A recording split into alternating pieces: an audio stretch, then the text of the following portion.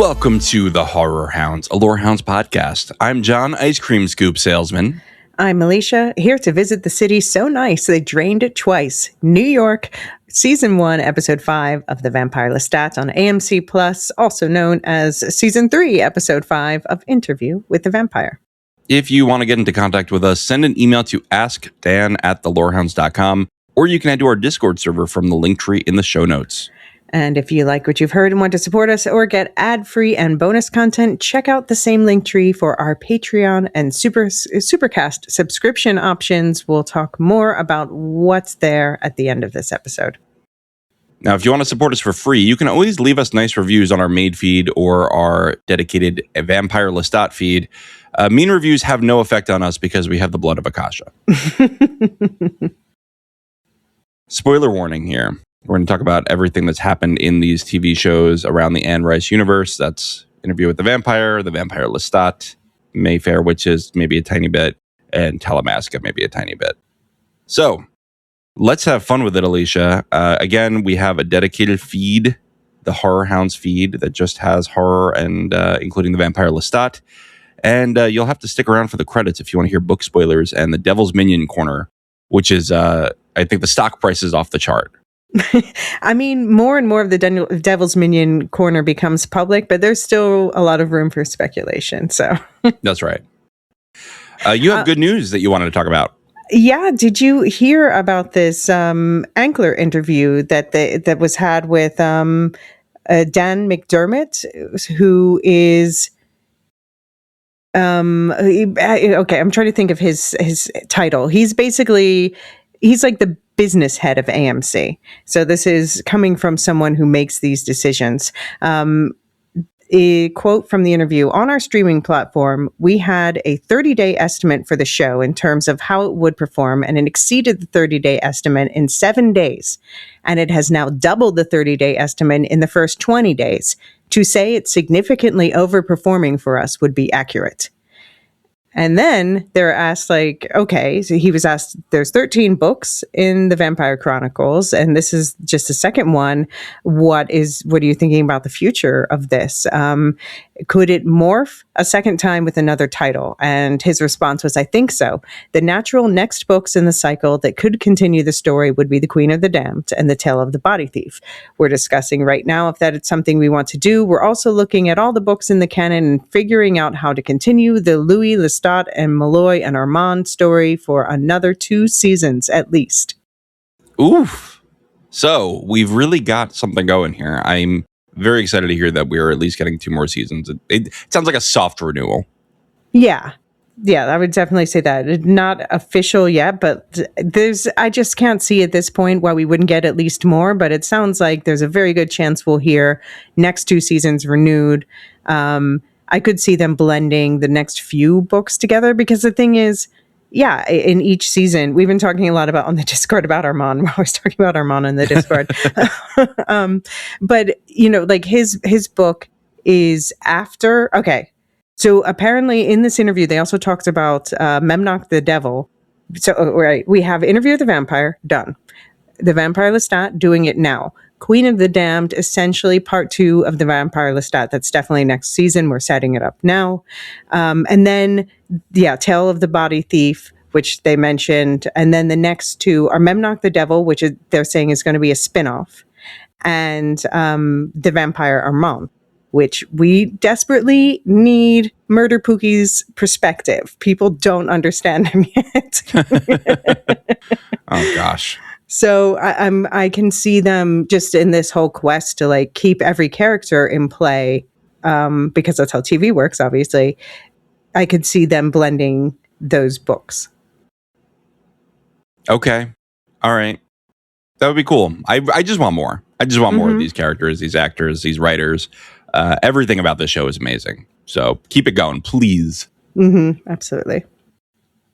We had some feedback from prior episodes. I saw from Spotify. I saw you had responded to this. Do you want to go through it? Sure. Pale Break said, really enjoyed the episode, but had a few thoughts. Nikki's mental health is more tricky than a physical illness. The change doesn't cure and may magnify mental, emotional trauma. He'd been kidnapped and tortured by Armand's coven for quite a while. Serious trauma. Nicholas' death There was a starved drawer. Ashes don't need a drawer. Louis awful with Regina. Stalking is bad. Demanding money to pretend to be his dead daughter, also bad. She's not morally in the clear. So, okay, that's fair. I totally forgot for a second about the fact that they did show us last season in the basement. There was a drawer in the basement for Nicolas. Oh, yeah. I totally forgot about that too. So good. Thank you for bringing that up, Pale Break, even though I did just rewatch it recently. But it's one of those blink and you'll miss the details, you know? Yeah.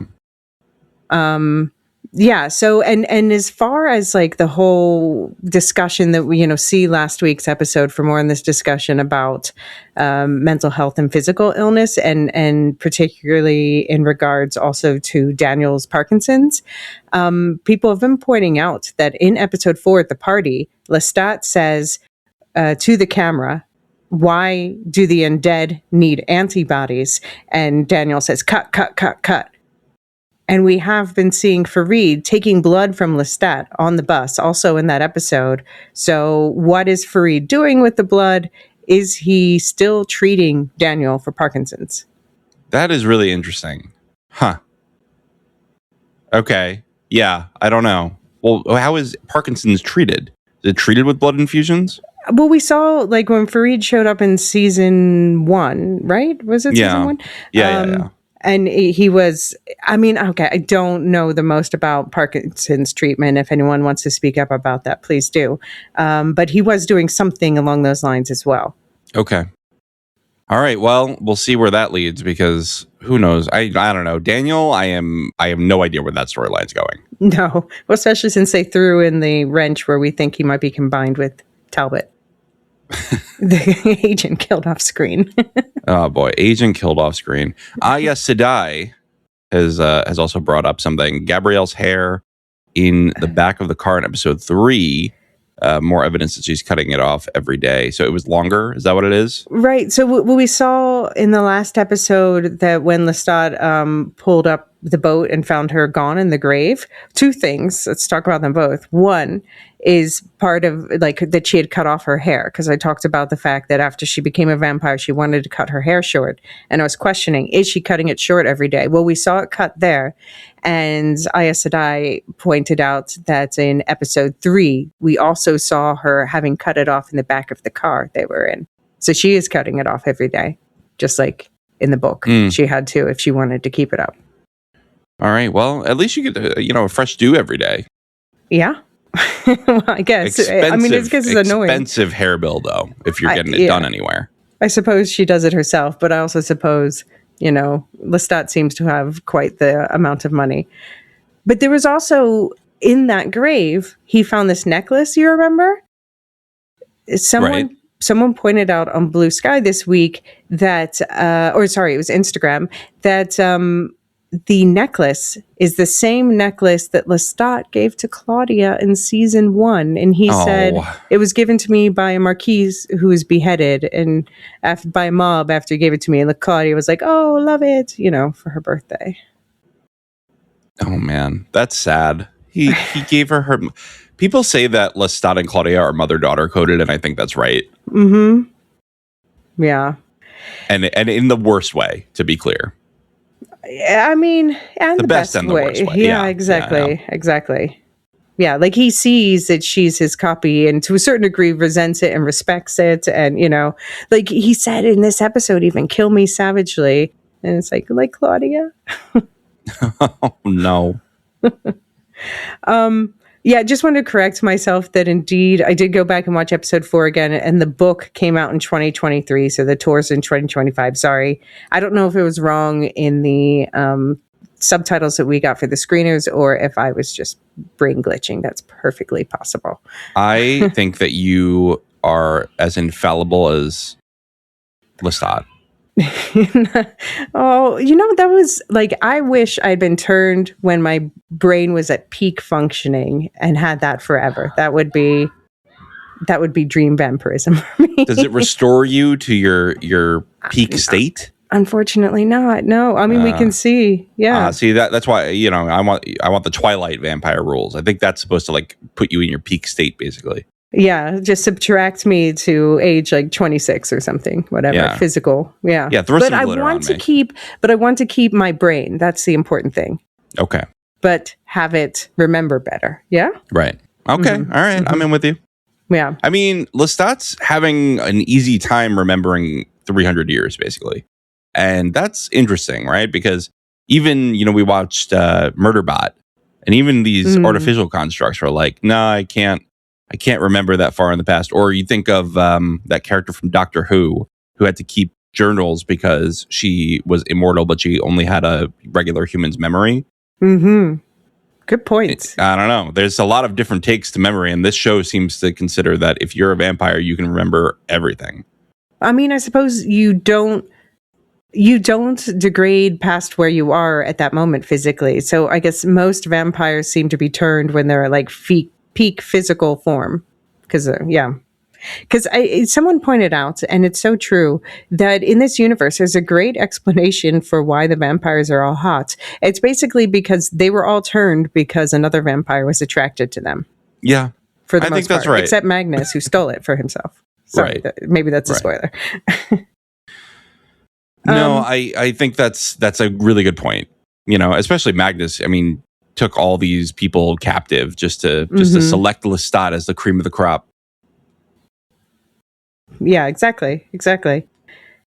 So, yeah, just one more thing I wanted to throw out is that people have been pointing out that Armand seemed to have backup in the last episode, and it's so true when you rewatch it that there's two guys. One is more clear, but you can see them standing behind him when he's getting the song sung to him, and they have the vampire eyes and everything. And then when he stalks out and Daniel follows him last episode, before Daniel catches up with him, he waves his hand and pointing to the right, and those two guys peel off and go away so that he and Daniel are alone.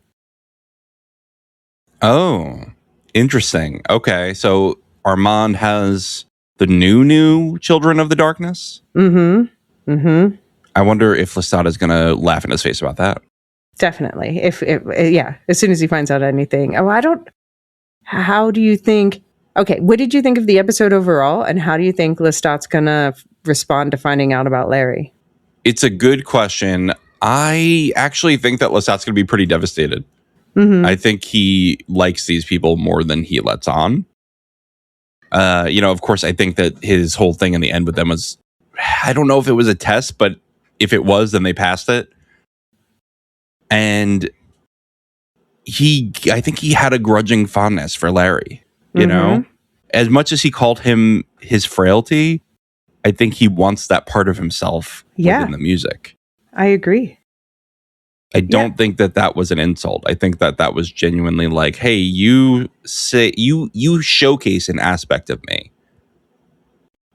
Yeah, I mean, Sam Reed's micro expressions really tell that story to me as well. Like when he berates Larry, but it's like he's berating himself. And that's why Larry gets it the worst from him, because he's berating the part of himself that he's most frustrated with. But also, he looks on him with fondness several times this episode. I've watched this episode a disturbing number of times already, and, and I think. Speaking of, we're a little bit late. I was traveling this weekend. Just wanted to say sorry about that, but we'll be back for next week screener time. At least one more week screener time, because we don't have the finale yet. We'll see about that. No, but we will make up for that with we're going to do a wrap up. We've already scheduled our wrap up. We're going to be joined by Mark from Nevermind the Music. Very cool, and he called in with some feedback earlier in the season, so people will remember his voice. Episode 3 that was on, On the overall episode, I thought it was absolutely fantastic. I mean, there was so much humor in it, but at the same time, just heartbreaking moments. Like the whole Claudia thing just had me tearing up. And, you even put that aside, because obviously that was always going to be a tearjerker. Anytime you bring in Claudia's death, it's a tearjerker.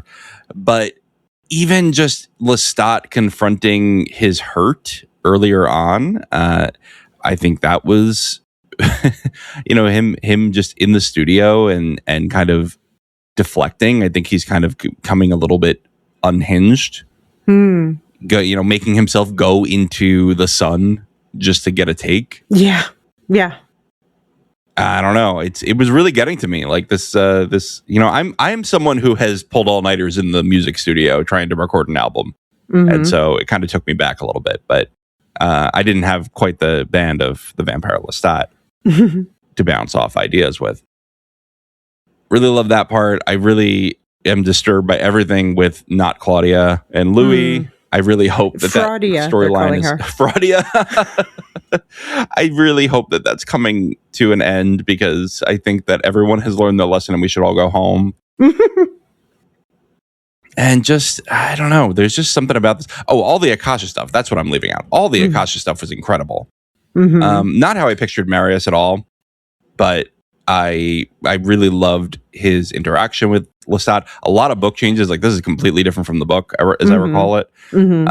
But I'm laughing at Lestat floating and being unable to get down at the same time as I'm like, oh my God, you are playing with fire here. And I'm crying at him having his cabbages with all the people who have left him. Just everything was so wonderfully done. And how do you have one scene that does all of those things?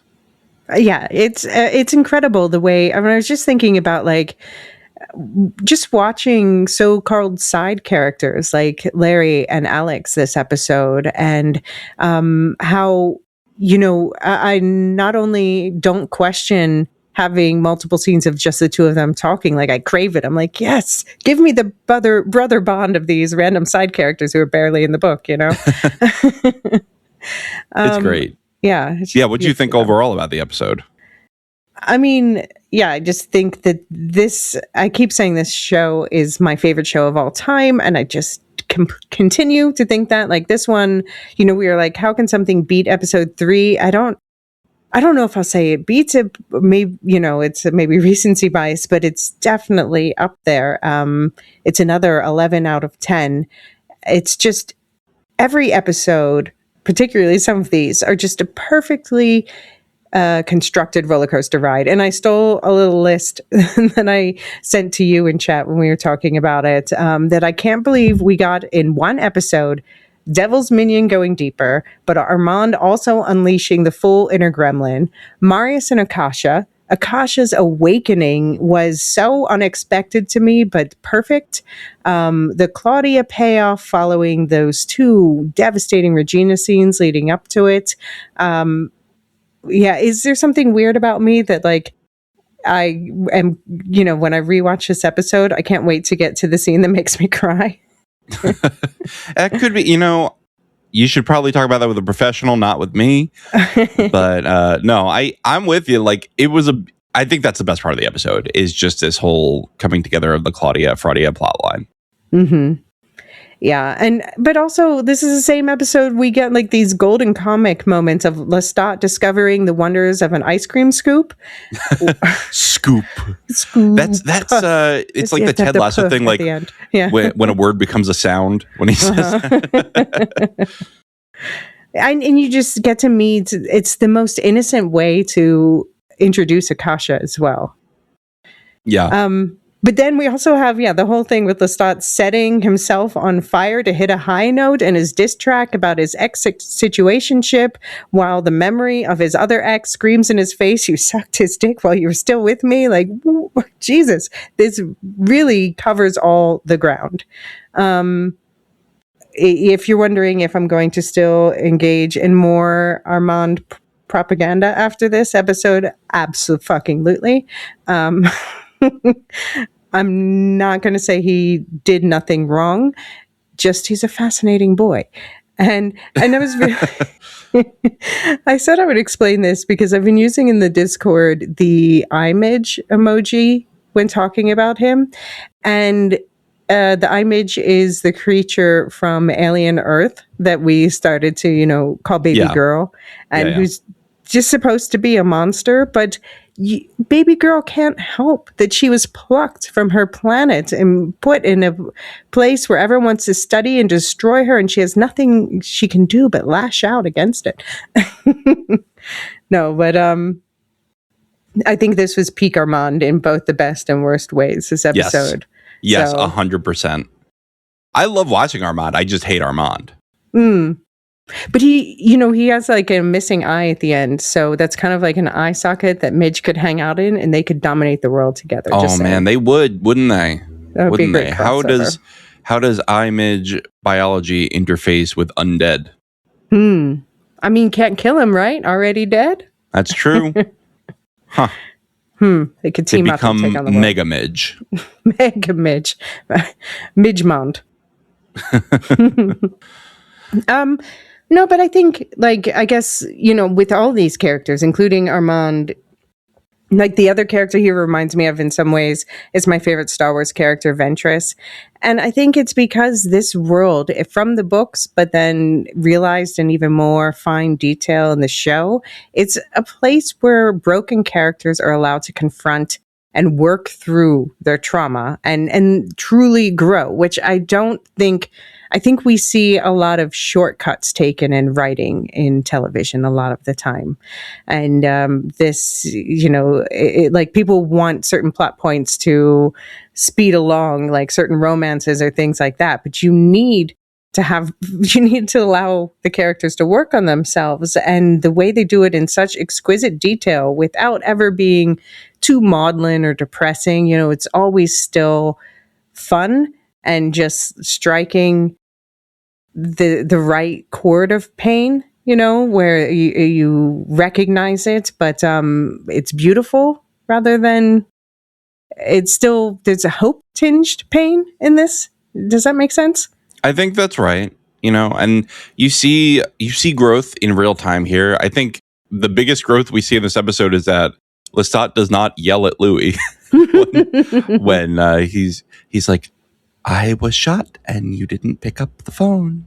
He's that would have been a crash out once, even a few episodes ago, actually, I would say. Mm-hmm.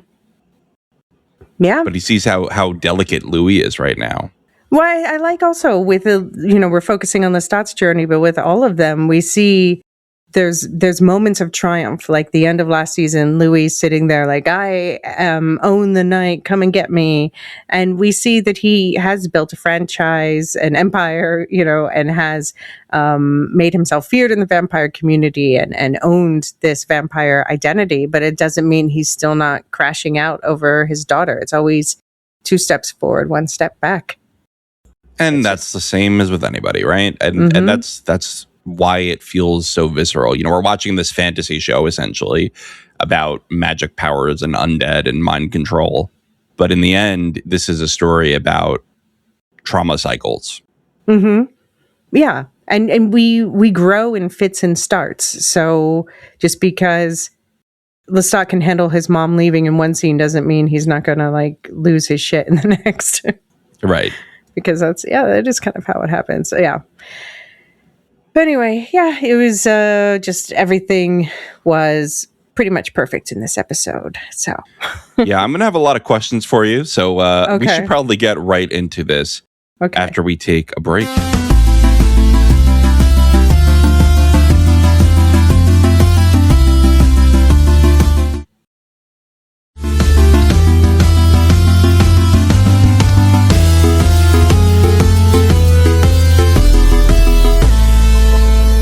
We're back. We've got to do 61 takes with the band of Big Bad Wolf. And then Lestat does the vocals in just 1 take. Lestat has faked his own death and is posthumously releasing an album. Sam has been hired as producer to keep Lestat on his toes, and Lestat taunts his bandmates with his attempt at perfection. So yeah, and I want to ask where Christopher Eccleston was. And Billy Piper. Oh, mm-hmm. We had Bad Wolf. We had Bad Wolf here. All right, that's Doctor Who Deep Cut. Deep Cut Doctor Who for those of you who are longtime listeners. Okay, but let's start with that Bad Wolf song then. The Big Bad Wolf song, earlier in an interview, they said, when there's a song about Louis, you'll know it. And so I noticed that obviously he has all of his dream muses in the studio with him, including Dream Louis. And he gestures like, okay, come on in when he starts to record this song. So I'm like, oh, what? And, is looking Louis in the face as he does it. And like, what are the lyrics? And I recommend reading all the Big Bad Wolf lyrics, but just to sample verse 2 is, ooh, liar, liar, your skin's on fire, because Louis put himself outside last season. How could I love you when you don't love yourself? I never meant to hurt you. Oh, maybe a little. I think you wanted me to be someone else. That's very sad. Yeah. So that's like a real glimpse into Lestat's perspective on the relationship. And is that fair? Did Louis want Lestat to be someone else? Yes, absolutely he did. And Louis, I think that's kind of the point of the book, and Louis sees this about himself when he talks to Daniel and he goes, I didn't like myself in it. Mm-hmm. Because when you zoom out and you treat Louis as a character in his own story, he's really not very sympathetic a lot of the time. He did, get granted this mystical power, and I see that he was traumatized by it. There was some transformational trauma, as we would say about Daniel. He didn't want to kill people. Okay, he could avoid that, right? He could eat animals, and Lestat gave him some crap about it, but I think he was going to let him do it anyway. And then he, had to watch his family get older and kind of ostracize him. He still blamed Lestat for every bad decision he ever made. Mm. And he really, I just think he did not like Lestat. He might have loved Lestat, but he did not like Lestat. But maybe also the part of him that didn't like Lestat was the part of him that didn't like himself. Yeah, that's probably true. I did love Lestat trying to go all method and trying to explain it to TC, for example, like the drums sound like a drum. And he wanted them to sound like death, then life, a mewling babe extracted from a mother's womb. And we see Lestat being pulled out of a self-made grave, we find later by Marius. But I loved TC's response. I don't play metaphorical drums. Yeah, super good. I don't know, though. Like, I've been in the studio late, and sometimes you say crazy stuff. Yeah, no, it totally made sense. And also, I liked how he broke down the band. He said she was the drums, the heart. The Alex is the guitar, his hunger. The bass, Salamander is his night terrors. And Larry's guitar, as we've mentioned earlier, is his frailty, which makes it really sad that, like, Lestat tried to bury those frailty parts in the recording anyway. That's what he told Sam to do. But then by the end, it's just removed from the equation by Armand. The best advice anyone ever gave me about running a band was everyone in the band can be bad except the drummer. The drummer is the only person in the band who has to be extremely competent. And so I really like her being the heart of it. I know that's kind of a play on the beat, right? The heartbeat, but I also just like it being the core of the band. Yeah. Makes sense. No wonder Florence Welch wants them to open for her. Oh, man, that killed me. That's maybe not now, but that was for a time Maya's favorite artist. So that made me laugh. Actually, mine, yeah. Oh, very good. Regrets collect. Yeah. Well, you might be getting a real treat, a double header. Yeah, exactly. I just have to shout out TC's other line to Gabriella. Gabriella calls her the literal deserted bride. So apparently not just that her bands didn't work out, but someone actually left her at the altar. And she said, "Thank you, Yoko Mirren." Oh my God. Because she looks like Helen Mirren, but she's being Yoko Ono. That's which is awful. unfair. Which is unfair because Yoko Ono actually does not deserve to be treated the way she was. But it's a good line. She doesn't deserve to be treated the way she was, but I'm also not going to say Yoko was a good musician either. Well, I'm not saying about her music, but we can't blame her for breaking up the Beatles. No. But I think we can more blame Gabriella for not breaking up the Vampire Lestat, but changing the vibes. Yeah. Her management is interesting. She's a momager. Mm-hmm. And that is fascinating. I don't know. Because she left and now she's back and she's like, no, I'm really back. Yeah. And she's controlling who's around her son. So, like, first of all, where's Farid? I'm worried about Farid. No, he's fine. I'm sure. He's around. They're not going to kill him off. But I really do hope. No, I'm sure we'll definitely see Fareed back. But I really hope we will see like Christine and Dee again. I'm glad to hear they got their payouts, and Christine has like her like fuck off sex dungeon. Good for her. But I'm gonna miss Christine if she doesn't come back. But also maybe she shouldn't, because she already got shot once. So maybe I should not be a selfish viewer. I think she's living her best life at this point. I think she succeeded at her job, right? She just got this guy to fame, led him into his fake death, and now she's retired. Yeah, that's fair. I should just let her go if I really care. If you love her, let her go. Yeah. Go, butterfly, go. I love, though, Sam coming back. Like, he is not a book character, and I know some people are like mad about that, but actually I think he's been a delightful addition to this cast of characters. And I love we got 3 good reasons why Gabriella wanted him there. 1, he already faked his death before in Paris, so he knows how that whole thing works. Right. 2, obviously an audio guy, famous vampire DJ, already established. 3, this is the worrying one. Lestat hates him, so that keeps him on edge. Like, that's very healthy, Gabriella. Very healthy. Well, no one has ever accused her of being a healthy person in a relationship. Never once has anyone been like, whenever I need to just detox, I just go and talk to my friend Gabriella. But do you think it's fair what Lestat said to Sam? He said, pretend I'm Armand or the Talamasca, be the spineless mole once more. Is it fair for Lestat to hate Sam, considering the fact that we don't know yet the circumstances, but we do know Lestat sure did participate in that play trial that was very real, as he reminded Armand. I think it's tricky, right? I mean, he's still grieving 80 years later, or however many it has been. I do think he's fair in some ways. Like, they all had at least some power to stop it. And Lestat was literally the only one who pulled the mind control trick, even though probably many of them could have done at least some level of it. I don't know. I mean, Sam has done good by giving information and helping Louis realize the truth. A little late, but the tricky thing is, like, I don't think he did that on his own free will, right? That was just information he had given to the Talamasca.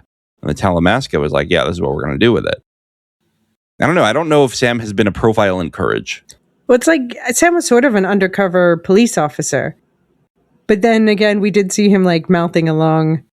I don't know how much of that was, just Louise telling of it, but seeing Sam mouthing along the words of the play. I think that he wrote. I personally think he is culpable, and it's okay for Lestat to be mad at him, but he can show growth too. And I think he is showing growth. I think he was examining, you can see it later in the Claudia scenes, where he's sort of examining his role in it internally. He did a lot of good face acting too, this actor. Yeah. No, he's great. Yeah. I love all these low-key characters. Yeah. Yeah. And these blink and you'll miss it lines, like, at the very beginning, when Lestat's talking about his coffins, he said his second coffin was hurled off a balcony during one of Mr. Dulac's redirected moods. So that's what I'm calling a temper tantrum. Anytime your kids have a temper tantrum, tell them they're having a redirected mood. That's really funny. Can I point out a small detail I liked, which is, of course, we're in New York now, and we've got the Greek coffee cup. We are happy to serve you. That's my favorite. That's my favorite New Yorkism. In fact, my father-in-law loves it so much that he got himself a ceramic version of that cup, and he uses that for his coffee in the morning. Okay. Yeah. No. That's one of those things that I did used to live in New York. For anyone who doesn't know, so I do see that, but also I love how every time it pops up, New Yorkers get excited about that detail because it's a real thing. Yeah. They finally got something right. Yeah. New York is never accurately portrayed and never the focus of attention in these shows. No. They barely even know it exists in TV. The least filmed city in the universe. Right. I love all the details of like the production designers, just chef's kiss to all of it. Like, okay, at one point Salamander has it's like a weed vape, I assume, taped to his guitar so that he can take puffs while he's strumming. Good for him. Yeah. Good for him. By the way, I didn't realize before that the actor is Ryan Katner from, I don't know if you know Man, but yeah, I'm a fan. They're from Philly. I've never heard of this. Oh, okay. I recommend, I don't know. It's my kind of music, but yeah. Oh, apparently currently based in LA, but originally from Philly. But yeah, no, I recommend checking out Man. I don't know. How do you describe them? Like indie, I suppose. Indie means nothing. Indie rock. Okay. All right. That means something. I'm like, indie is just, I don't have a big record label. And it doesn't even mean that anymore because now all these bands call themselves indie and they have a huge label. No, yeah. And I'm sure Man has a bigger label now. But back in the day, they started out as Philly upstarts, which is where I grew up. So you have to pledge loyalty to them. No, but I actually genuinely liked their music and found out later they were from Philly. So. Oh, that's fun. So they're planning a concert, huh? Well, wait. Okay, yeah, sure. Let's talk about the concert. But then I have to point out one other massive quiet detail that was dropped this episode. But okay, the concert, I'll say that the concert is the big book climax. I expect this to be the season finale, just one in memoriam concert. But the other detail I wanted to point out was that during this opening dialogue, Lestat says something, and when we first got the screener for this, it did not have subtitles on it. So I went back and played it several times and then was waiting for subtitles to finally confirm it, and he actually does say, but Amel, I digress. But I Amel digress. Yeah. And so there's been a lot of conversation online, like, is he calling himself Amel or is he addressing the listener as Amel? I think by his intonation, he's calling himself Amel. What do you think? Oh, that's a really good question. I don't know. Maybe he is addressing Amel. Maybe Amel wakes up and then in the future, he's addressing this whole thing to him. We're going to talk about this in the spoiler section, but I just want to point it out. But I'm pretty sure based on his intonation that he's talking about himself as Amel. And there's a reason why that might make sense. Okay. All right. I'm going to trust you. I'm trusting the process here. We'll come back to it. Okay. Let's move on. I also just, liked his whole thing with Larry. Well, first of all, like, Alex is drinking, smoking, and eating meat. Clearly, Armand is to blame for this. And Larry's like, it's giving him the yips, as he puts it. And I just noticed that Lestat is passing on to Larry the way Marius was treating him. Like Marius says later in the episode, interruption, when Lestat's like asking for clarification, versus Lestat says to Larry, yes, please interrupt my flow, Larry. So it's just sort of passing on the way that you were trained yourself. It's cycles of abuse. Let's just be honest about it. Yes, that's what it is. Yes. Yeah. Well, speaking of Marius, he's involved. Can you tell us about him? Well, you should. Okay. Lestat is rescued from his long slumber by the blood of the vampire Marius. The ancient vampire shows him those who must be kept, who Lestat is to be the new keeper of at the request of music lover Akasha. Marius shows Lestat how to care for her and Enkel, who were burned in the sun when Marius accidentally left them out after drinking alcoholic blood. He tells Lestat that they are all connected to Akasha's fate and leaves him to care for them. Akasha immediately speaks. Oh, and I just realized, based on my recap here, that I had mixed up Enkel and Amel. That's why I was like, maybe Amel wakes up, but I was thinking of Enkel. So ignore my commentary there. I don't know. Okay, you've heard the name Amel in the book spoiler section. For example, Corey left a voicemail Got it. before about that related to Amel, but we'll come back to that. Yeah. Okay. But this is sort of like we've been hearing Akasha and Marius a lot, and now we meet them. Amol is definitely going to be name dropped that way for a little bit, and then we're going to find out what's up. Okay. All right. Well, we've met Enkel now, who I was thinking of a minute ago. I just want to say I really love the fact that Marius is like, well, you might not hear from her for a while. She didn't speak to me for 22 years. And she goes, 23. She just immediately speaks to Lestat. She's like, you know how long it took him? An hour. Not even, right? I feel like this was minutes in. Yeah. What is with these ancient vampires giving Lestat like a quick tutorial and then running away? Yeah, well, she's the one who demanded he be dug up. So this is a different thing. And there's several book differences here where, well, first of all, just Lestat was, because Louis, the year he was turned, is turned later in the show. It means that Lestat has more quote unquote time to kill in between, his mom leaving him and going to New Orleans. So now we get a chance that he really gets to spend, rather than just being a few days with Akasha, he gets to spend 10 years there. But it is different that you read the book. How would you describe? I finished it actually. Yeah, how would you describe his relationship with Marius in the book? Marius is much more like, no, I am their keeper. Marius is not, as far as I remember, give the mantle over at all. No. He just and Marius actually says, like, if she tells you to drink, go ahead. That's up to her. So that's why when he comes in, he's like, why would you do that? I was like, oh, this is a big departure. Yeah. I mean, I know some people are upset that he's much more fatherly toward Lestat in the books. And it is an interesting change because in the books, it almost felt like, and the fact that Marius and Magnus are somewhat close, like it almost felt like he got from Marius the fatherly introduction to vampirism that Magnus never gave him. And he did in this case also to a certain degree. Like certainly Marius told him a lot more than Magnus ever did. Yeah, definitely.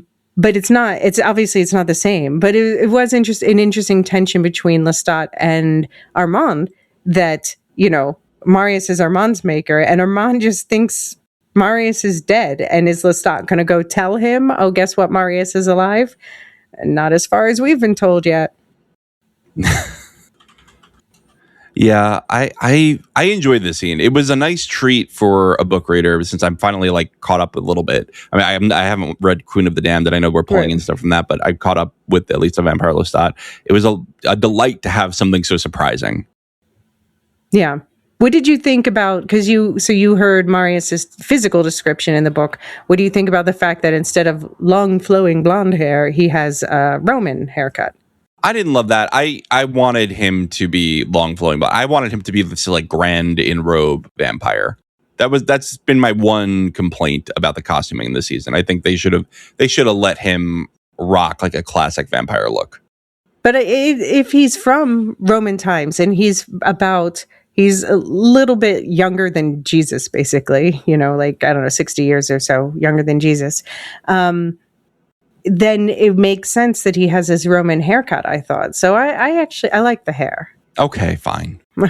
Fine, Elysia. Well, I don't know. We don't have to agree, but that's just how I felt. But I mean, I was wondering, okay, so it's confirmed where those who must be kept are, where Lestat was watching Akasha is in Greece, because the subtitles identify counting down in Greek on that New Year's Eve that happens later. Okay. But I feel like the actor, it's Canadian actor Christopher Heyerdahl, who I noticed I last saw as, you watched Peacemaker, right? I watched a few episodes. I didn't see him in it. Oh, okay. In the first season, he plays this like serial killer who comes in and helps them pretending to be a cop. Anyway, he's hilarious in that. A very different character, but definitely has, not this accent there. And here, to me, it sounded like he had a Spanish accent, which I noticed he picked up Lestat in Spain. And of course, all of this was part of the Roman Empire back in the day. So it could make sense, but I don't know. I'm curious if other people also thought he sounded Spanish. Yeah, I mean, we don't really know what Latin sounded like, right? So maybe it's supposed to be Greek because he is in Greece. Maybe that's it. That makes sense too. Yeah. Yeah. I don't know. But I did enjoy them together. He gave me kind of like Peter Capaldi as the Doctor vibes. Wow, a lot of Doctor Who this episode, but no, he gave me that vibe. This like madman with a box kind of angry eyebrows deal. Yeah, it is interesting that he just. I don't hate him kind of like fucking off like that. Like he's just like, listen, dude, it's been 2,000 years. I just need to take a vacation for a decade. I'll be right back. Yeah, this is the weirdest remake of Bruce Almighty I've ever seen. Everyone's been saying that Lestat was the most relatable ever when he said, I don't want a job. I want to die. And Marius comes back as Land from the Wheel of Time going, death is lighter than a feather, duty heavier than a mountain. Well, he says, we are all connected through her. She is the seed, and if she burns, we all burn. And then, you mentioned the whole thing about Enkel being dead, which is definitely new. Because this whole burning incident that Marius mentions in the books, in the show, they're saying it took place in 1802. Lestat was in Denmark. It must have been not that long before he went to ground. And then in the books, it was actually like 2000. I don't know. It was a long time. Around the beginning of the first century. Sorry, looking at the book Wikipedia entry. Around the beginning of the first century, a caretaker called the Elder leaves Akasha and Enkel in the sun, and Enkel is largely unaffected while the other vampires burn. Because basically they burn through them, this whole connection thing. And after this event, Akasha and Enkel no longer allow caretakers or other vampires to drink from them. And then, and this is also when Akasha is like, hey, Marius, come help us because this caretaker sucks. So it's very interesting that they've cut that out and made it Marius's fault, actually. Right. Yeah. And he messes up because he drinks from. Is that a thing in the books? I don't remember that you get the sort of drugs and alcohol that's in the blood of the humans. I guess so. I don't know. I mean, certainly something they're going to a lot here. It was a thing in What We Do in the Shadows. I remember that, but I don't remember it from the book, the first two books that I read. Yeah. But yeah, he was drugged. He was drugged. He had no idea. Now he says, and now you know why there's so few of us. And it's just interesting that Enkel's already dead because definitely he's basically Akasha kills him when she wakes up in the book. And he was very like protective of Akasha. If anyone tried to drink from her, he would try to intervene and she would let him for the most part, unless it was like Lestat. She's like, nah, I like that dude. Let him go. Well, yeah, it is interesting that he's dead. I wonder if he really is, or if they're going to do sort of a fake out with it. I don't know. His head looked very crushed in, which is another question. Like, I guess he crumbled like he dried out in the sun and crumbled. That's the deal? Or are we doing some kind of like comedy scene where Marius is trying to carry them both and he goes, oops, and he just drops them? Maybe we'll get a flashback that has like Benny Hill playing and that happens. Damn it. I knew I should have gotten that extra large cart. Yeah. Okay. So I do have to call out Marius for one thing, and I guess I'll talk more in the book spoiler section about Marius's history with Armand. But how dare Marius call Armand a rotten boy, Grandpa Groomer himself? No, that's when I started to like Marius. Okay. As soon as he called Armand a rotten boy, I was like, yeah, man, speak the truth. All right. So I'm going to be careful about this because I don't want to say any book spoilers that are going to be revealed, but I'll just repeat what Armand told us himself about his history. And granted, obviously we'll get a deeper exploration of this, but here's what he said in episode 4 of season 2 when he took Louis to the Louvre. He said, he showed him this painting and he said, this is Amadeo. He's 20 years here. He was rescued from a brothel when he was 15 by Marius. Named Arun then, I think. I cannot be sure. The abuse in the brothel was such that he cannot be sure that's what his parents named him, Arun. The parents that sent him to work on a merchant boat in Delhi, when in actuality they had sold him into slavery to the ship's captain. All fragments, shackled on the boat, the brothel, my maker's purchase, his renaming me, his reluctance to share the dark gift, knowing what it would do to his beloved Amadeo.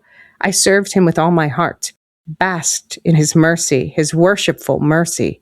Still, Amadeo had a skill, and if a friend wandered into town, I was occasionally donated. Meteor in the forearms, but then this was 7 years before I was stricken with illness, before I was turned and imbued with my powers. And Armand? The name the Coven in Rome gave me, after they set fire to the studio, set fire to my maker, and sent me to Paris to reign over the Coven abandoned by Magnus. Magnus who begot Lestat, Lestat who begot Louis, on and on and on and on and on and on, and Lestat interjects, ha! And then he ends, Armand ends, who am I, Louis? I am my history I have endured? I am the job I do not want? I do not know anymore. No one has painted me in over 400 years. So again, he was given a job he didn't want, just like Lestat. And he became a 600-year-old pussy, as Daniel Malloy would say. Don't age him up. The age difference is enough. Oh, it was 500, right? I'm sorry. Oh.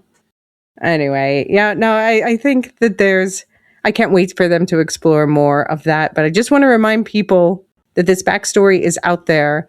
And Marius is a gross groomer. And Armand is innocent of all of his many crimes that he definitely did. Yeah, right. I'm with you on the first half. I'm not with you on the second half. He definitely did them, I said. So you bring up in your notes, let's not learning the violin here, right? You've got him trying to mimic Nicky. I think that's a lot of fun. I think this is a good origin story for his music, and interesting that sort of Akasha sensed the music in him before he actually knew how to play. Mm-hmm. The one thing I was thinking as I was thinking this, I was like, vampire nails seem like a nightmare to any string player. String players keep very short nails on their left hand. Well, but if wouldn't it help with a guitar? Maybe you don't need on the right hand. Sure, okay, but not the left hand. If you ever see a classical guitar player, a finger picker, they have their right hand very much like the vampire nails, but their left hand is trim, because you don't want to be fighting with your nails as you're, moving your hand on the frets. Yeah, I guess they have to hold their fingers a different way so they're not curling them as much. Yeah, I'm just saying, like I used to be a violinist, very bad one though, but every string player I ever met, not great with the nails. Yeah, no, good point. I guess they don't have much choice though. I guess there's got to be some downsides other than a lack of daylight for most. Yeah. And the vampire loneliness. I just love that we'll come back to this whole scene obviously, but I just love that first of all, we get Lestat's told he must endure the depths of living. You can't hide from your pain, basically. And that word endure keeps coming up over and over and over again. But Lestat, this is kind of a central defining trait. I don't like to be alone. And I think this is why he ultimately breaks the rules and, he's supposed to burn the ashes to coat Akasha and eventually he uses his blood. And I think it's because he doesn't want to be alone, but we'll come back to that. No, he definitely has big abandonment issues and that's very sad. I'm very sad for my boy. Mm-hmm. All right, so let's move on to a lovely scene. Shame. The crossovers continue. I cannot deal with this. It resolved all right. So, it's all right. Regina as Claudia brought a friend to play Madeline. Oh, that reveal. Madeleine? How did we pronounce it? Madeline, I call her. Okay.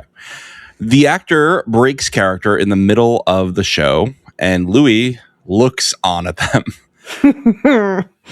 This is combined scenes, by the way. Later, Louis and fake Claudia take a paddle boat out, and Louis insists he likes Lemuel's unavailable nature. They are caught by security, and Louis freezes the guard, which leads Regina to ask him to do it to her.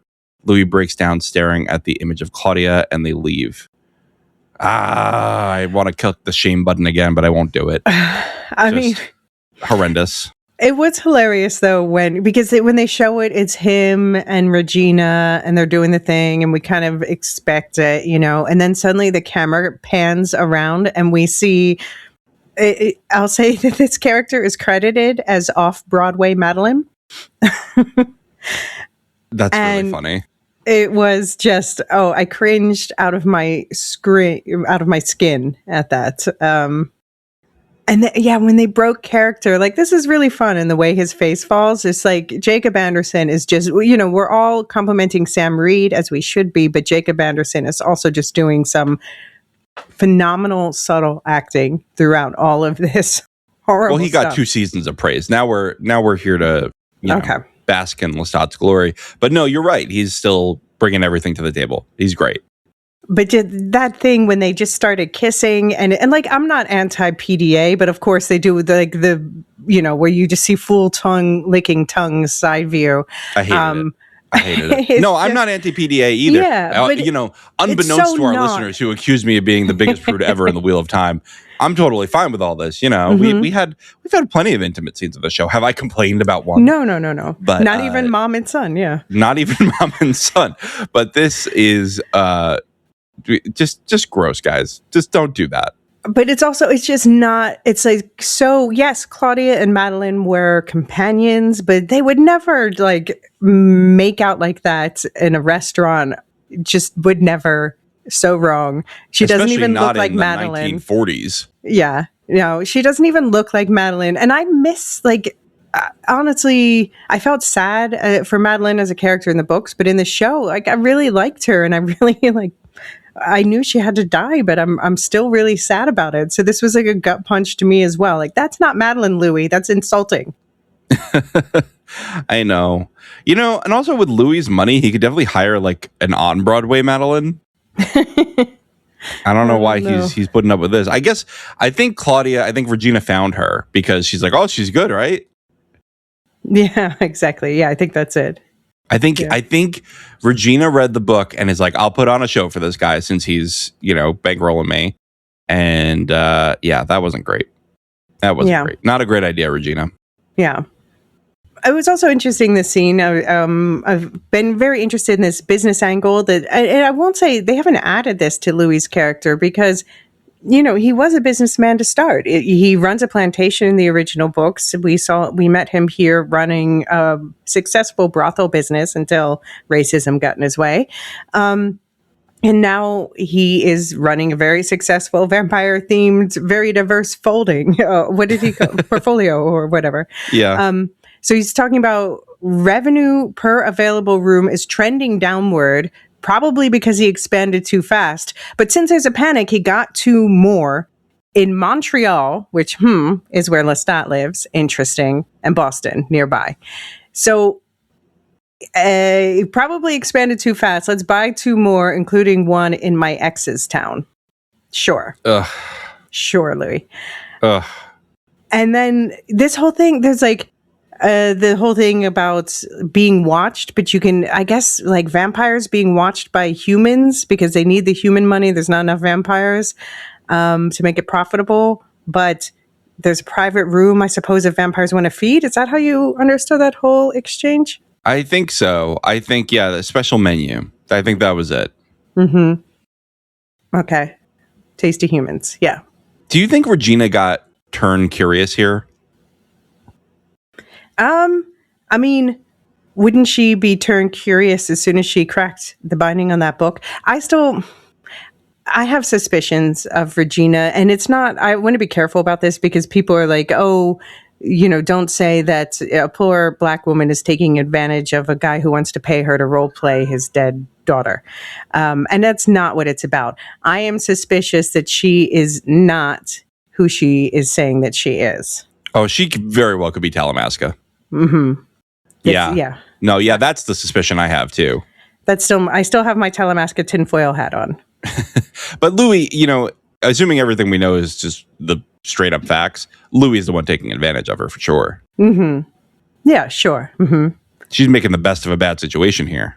Mm-hmm.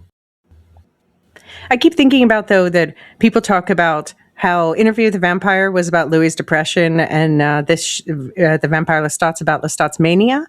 And it is interesting to see how much the tempos of the scenes change, but it's done so well that it's paced so we don't get too tired of Lestat, and then we get a Louis scene where it's much quieter and more still, but also more quietly devastating. I think Louis is actually a more tragic character than Lestat in many ways, even though Lestat's had more centuries to rack up the trauma. Yeah, well, Louis also kind of keeps putting himself in these bad situations. And I don't want to diminish what happened to him either, because that is often, what happens is people get, sucked into these abuse cycles. Mm-hmm. I think you have a point in a minute, though, that kind of shows that maybe Louis is not only victim in these cycles. Go ahead, make the point. Well, no, you have this point here from this Reddit comment, PopFan20 on Reddit. Oh, yeah. So talking about Lemuel, as he does with Regina on the boat, and he's like, oh, the relationship's just simple and easy. And he says, there's nights where he doesn't even know where Lemuel is, which I'm like, okay, well, now I'm very curious what Lemuel's up to. Yeah, well, I mean, I'm wondering if he's another character. But someone, it talks about Louis being distracted by his iPad, and PopFan20 on Reddit pointed out that I've noticed it often when Louis is on his iPad or phone, he's watching Lestat. So, his videos. So when he tells Fraudia that Lemuel tells him to get off the iPad and pay attention to me, it's probable that Louis is watching Lestat while ignoring Lemuel. And then there's how he didn't tell Lemuel, who really called the meeting. It makes me think Louis isn't treating him well either. Yeah. See, this is my point here. Louis was definitely the victim of Lestat for the first couple seasons. I think he also has traumatized people like Claudia. Mm-hmm. And he also seems like a very absent partner for Lemuel. And I wonder if Lemuel is not actually as cool with it as Louis makes him out to be. And if Louis is just kind of emotionally distant and no, he's fine with it, so I'm allowed to be like this. Could be. I do think Louis traumatized Claudia less than Lestat did. Because I think Lestat, and I think all the time, and I think we got a glimpse of it again this episode, where Lestat just held her face to make her watch her boyfriend burn because she accidentally killed him. I think Lestat thought that that's how parenting works. You confront someone with the bad things so they learn from it. And whereas Louis was more the fuzzy parent of the two, but also very self-absorbed, particularly when it comes to his romances and depressions and things like that. Louis is a victim of Lestat, but that doesn't mean that he's done no wrong to others. And we can blame Lestat for everything he did to Louis, and we can blame Lestat for everything he did to Claudia, and then also turn around in the season, see Lestat in the victim chair and empathize with him on everything that happened to him. And I think that's why this show is, I think we called it an empathy machine. You dubbed it an empathy machine, so that you are turning the figures around, and maybe one day I will empathize with Armand. I promise it not. Murder Pookie will get to you with his big Japanime eyes. You can't make me. This whole Regina thing. Well, first of all, just hats off to Delaney Hales for playing another actor with another walk and a different accent, which is of course closer to her own and all that. But also just the way that she is Louis just stop trying to speak with the Louisiana accent because it's just coming in and out. And the way Delaney Hales can control that accent drift is very impressive. That she can make it come in and out. Yes. Whereas before, she obviously played Claudia just full on with that accent all the time. No, I totally agree. It's very impressive. She's such an incredible actor. I'm glad that they brought her back, that they found a way to bring her back. Yeah. I can't wait to see where it goes, even though it's I don't think she's going to end up a vamp. I think that would be a cheap way to go. And I trust these writers not to do it. Well, there's thinking that it might dovetail with another book story as soon as next week. based on trailers. So we'll see. We'll revisit that. But okay, here's my question. That looked like one of Claudia's real diaries that she was writing in. You think? Or do you think it's like a replica? I don't know. Maybe. The way he responded to it, like, obviously, Louis, just the whole journey he was going on with, like, she asked him to freeze her, but it seems like she's probably creeped out by it, even though she asked for it. And I have the feeling Louis probably liked her better for a second when she was frozen, because then it really was, she didn't have any of the telltale things that made her not Claudia. Absolutely. I completely agree. This was Louis going, oh, that's Claudia right there, when she's not just completely screwing this up. And I think he hated himself for it in the same breath. Yeah. And this is just a psychological mess. Mm-hmm.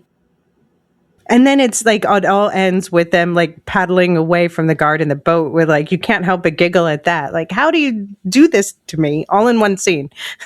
Yeah, exactly. Like it's so good. It's just so good. So let's move on to another fun scene with your favorite murder gremlin. Daniel interviews New Yorkers about their feelings about the death of Lestat. The last one begins acting strangely before his monologue is taken over by Armand. Daniel's maker says that he watched him for 52 years and helped him through things like his daughter's hatred. He offers Daniel 2 gifts: the ability to walk in the sun and the knowledge that Lestat is fucking his mom. And which one is Daniel more interested in? So honestly, I expected him to be way more interested in the Lestat bit. Yeah. But then he was like, the sun? But that's the thing. It's teasing him with something that's been taken away from him. And he obviously is having transformational trauma, whatever he says about it. And I wonder if this is Armand baiting him to die. Be like, no, you can walk in the sun now. Because we know that he dies bad, right? Or at least Baby Jenks said that. Yeah, but I don't... Okay. Just step out onto this balcony and then you can walk in the sun. And then he just shuts the door behind him. I genuinely believe that Armand loves Daniel. Okay. I genuinely believe that to be true. I don't think... For instance, this whole rest thing, when this episode started, when the public version, it starts with the previously on recap, and it shows Armand talking to young Daniel after that, whole interview, traumatic experience in the 70s. And when he says rest, it's this much more tender thing. Whereas when he says it this episode to Larry, to someone he doesn't care about, that is cold as ice. So... And also, people keep pointing out, the whole killing Larry thing. Obviously, I don't know if it's obvious. I'm sure there's a whole slew of reasons, but one of the reasons is definitely because of, he'll probably come out and say it's because of that 5th great law that's don't, reveal your vampire nature to any mortals and suffer them to live. So he was just like not suffering him to live because Larry was the one who chose not vampire. So, he's a stickler for these rules and he'll hide behind them. But when it comes to Daniel, he's broken basically every single one of them.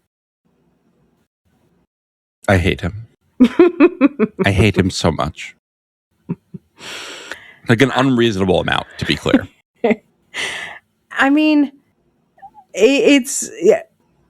how do you feel about Daniel? Like, okay, for example, one of the things, Armand drops some dates where he's been keeping up with him. One of them is in 1990.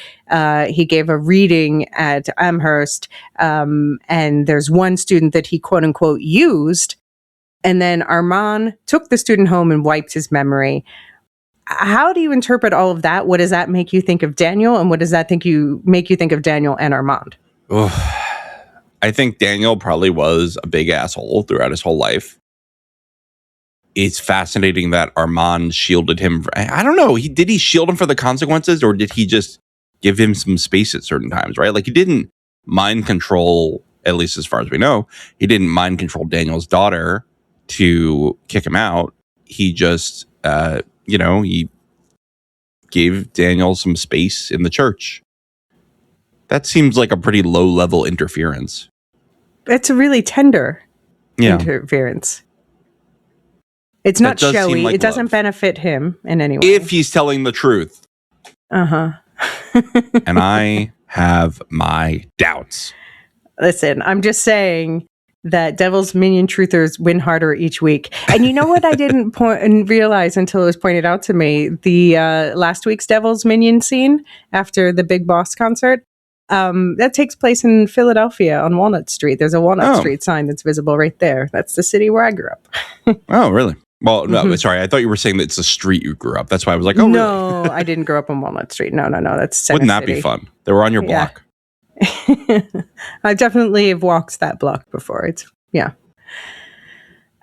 did you think about Armand calling Louis calculating to the core, methodic, and cruel?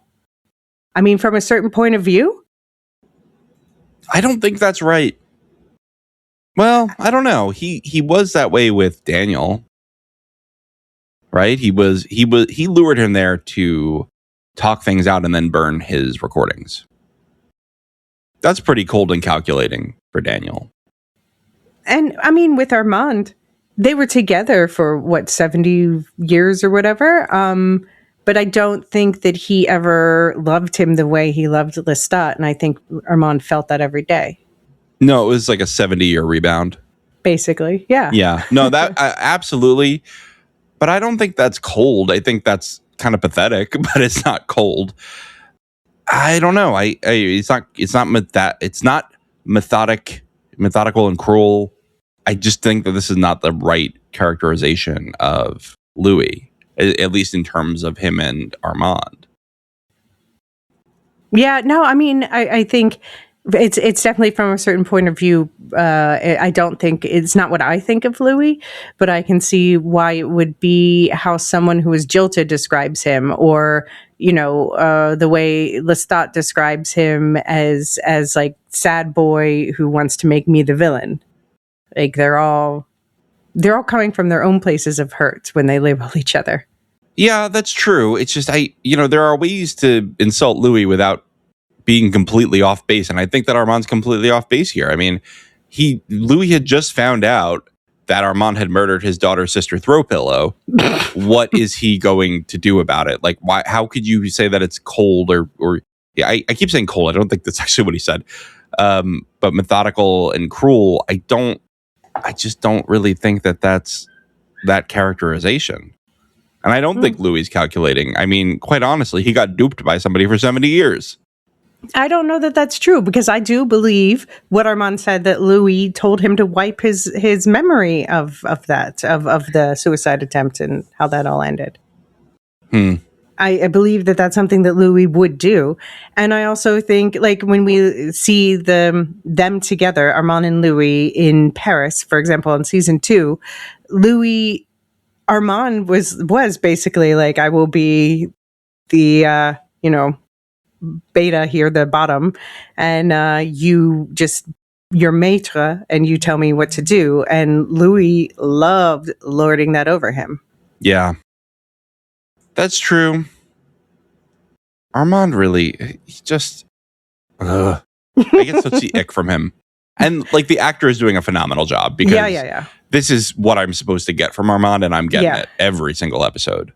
Yeah. No, and it's like my defense of him, there's part of it, like I said, is like this, like, go murder Pookie, go, like image. And part of it is definitely a bias from, I like a redemption arc, and I believe in Armand. I believe in him.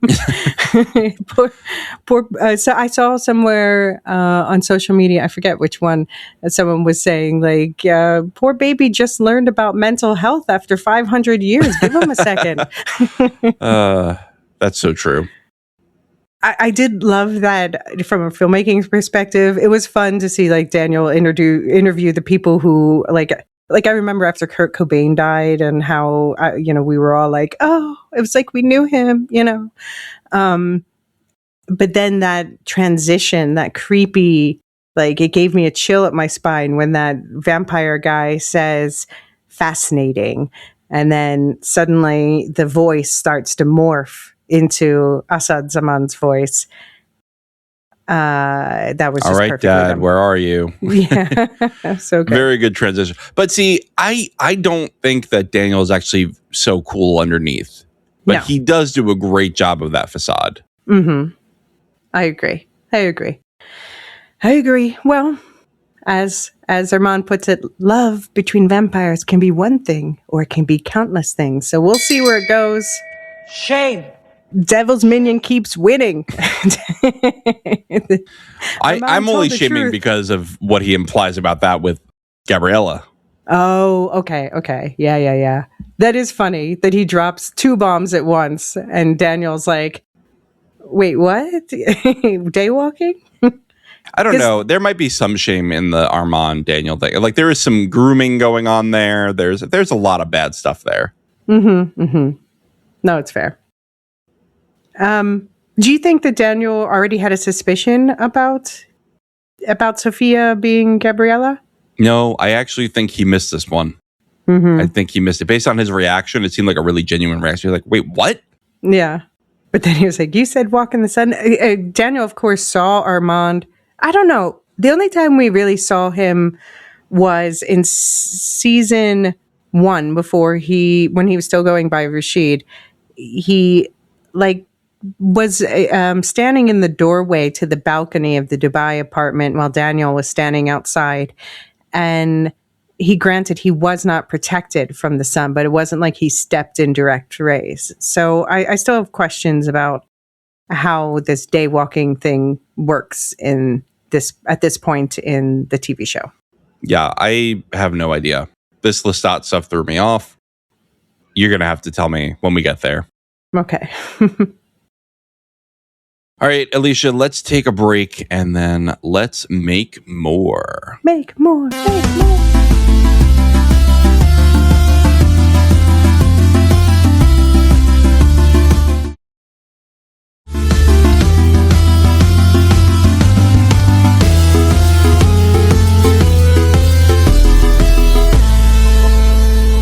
We're back, and the band is very confused. I don't know.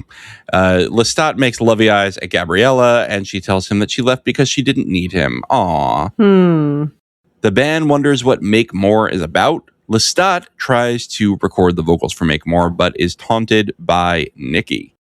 He decides to record while being burned by the sun. He imagines his young self struggling to read Thomas Aquinas. Then he asks Sophia why she took him to the witch's place before Thomas, pity he's a whore, asks for help. And Alex gives Larry a pep talk. So I will say, if knowing that Larry dies at the end of this episode, I hope that Alex feels good about the last talk he gave him. I think he can feel good about that. Like, he did his best. But did you notice that the last talk he gave him is pretty much exactly what Armand said to Larry before he told him to rest? Oh, that's really sad. Poor Larry. He did nothing wrong. I know. Maybe a little too much cocaine. I mean, I'm hoping that, I don't know, there's no reason for me to think so, but ghosts are possible in this universe. Bring Larry back. No, I think Larry's gone. Well, Larry's super dead. The whole Thomas pity he's a whore thing, I learned that that's actually a reference to a Sam Reed play. Lestat's lawyer shared this on Reddit. Sam Reed, then going by the stage name Sebastian Reed, played Soranzo in the West Yorkshire Playhouse's 2011 production of 'Tis Pity She's a Whore, a 17th century play that revolves around incest. Oh my God. I hate that. That is pretty funny, though. That's really funny. Thomas pity he's a whore. Then what was this Thomas Aquinas quote? How is it they live in such harmony, the billions of stars, when most men can barely go a minute without declaring war in their minds about someone they know? It's just like, yeah, Lestat has depths that he tries to hide, but he contains multitudes. I think he considers himself just above explaining himself. Yeah. I do have to say, as far as all the Gabriella stuff here, she is one of my favorite characters in the novel. I like the Jennifer Ehle casting. I am not grossed out by the incest stuff. I totally expected it. But this characterization of Gabriella, I think it's intentional, but at this point, I'm like, I'm angry, more angry with her than any other character. I guess I feel about her the way you feel about Armand. Like, she just is constantly being the worst. And like, she tells him this story. He's like, remember the time you abandoned me? And she's like, oh, which time? Shall we talk about when you were 3 and you kept showing me sticks? And I was like, kids are stupid. And I liked that in that moment, and maybe this is also why she disappears later. She was like, oh, I left because I didn't need you anymore. And he's like, so he kisses her and he's like, you need me now? And she's like, yeah, we're doing this whole make more thing. Absolutely. I need you now. And he's like, okay. And stalks off, like I feel like he's getting very close to being done with her shit, and I can't wait for it. Yeah, I really want her to get some comeuppance here because she treats everyone as expendable. And it's awful to see, especially with Lestat. He clearly just was groomed by her from a very young age. It's not great. It's really not great. It's the worst because, like, I talk about Marius grooming Armand, Amadeo, as Marius renamed him. But at least, your own mother, that's the worst. That is definitely like the worst version, I think. Yeah, it's the one you're supposed to be able to trust. Yeah. That's what Lestat was trained to do, basically, was to be groomed. And he just keeps falling into these traps. Yeah, and I also just like the way we have some feedback we'll get into later that goes into this more, but just the way he's followed by all these various ghosts. And I just love the way it's portrayed on screen. Like, we referred to this earlier, but when he's doing the Big Boss recording, which is about Armand, Nikki's screaming in Lestat's ear, like numbers to throw him off, I guess, but then is also like, ate his dick behind my back, just calling him out for, you cheated on me, you fucker. But this is obviously Lestat torturing himself about this, like feeling guilt. Yeah, 100%. He has not put these ghosts to rest, no matter what he thinks. And I think his whole thing about like, oh, I have to get burnt to have the perfect sound. Let's be honest, he sounded way worse. He was just punishing himself, I think. He did, yeah, and he even shattered glass. That was a kind of funny detail, right? Is he's shattering glass, like, right, classic opera singer joke. He hit the high notes, yeah. Yep. Yeah. I loved the song. I've noticed there's a couple songs now that seem to be about both Gabriella and Akasha.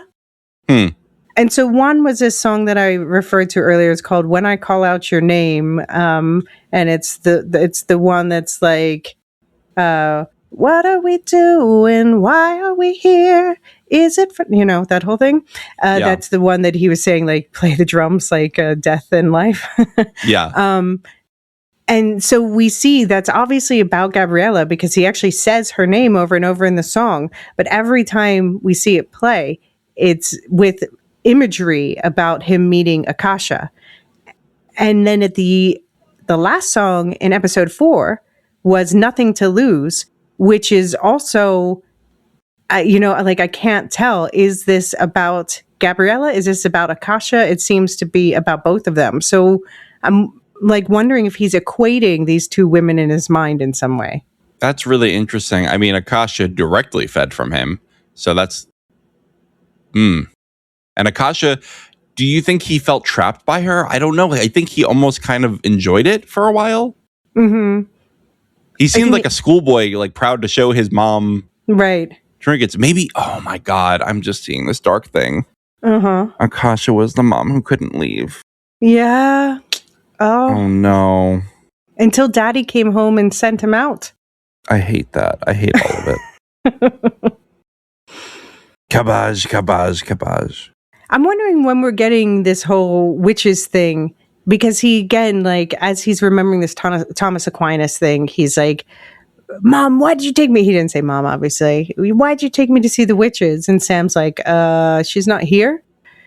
And so he seems to be really struggling with that.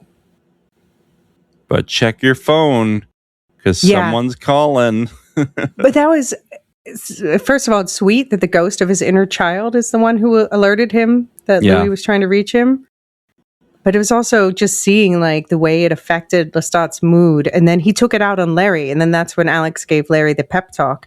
But I think, Lestat was just taking it out on Larry because he felt his vulnerability as soon as Louis reached out to him.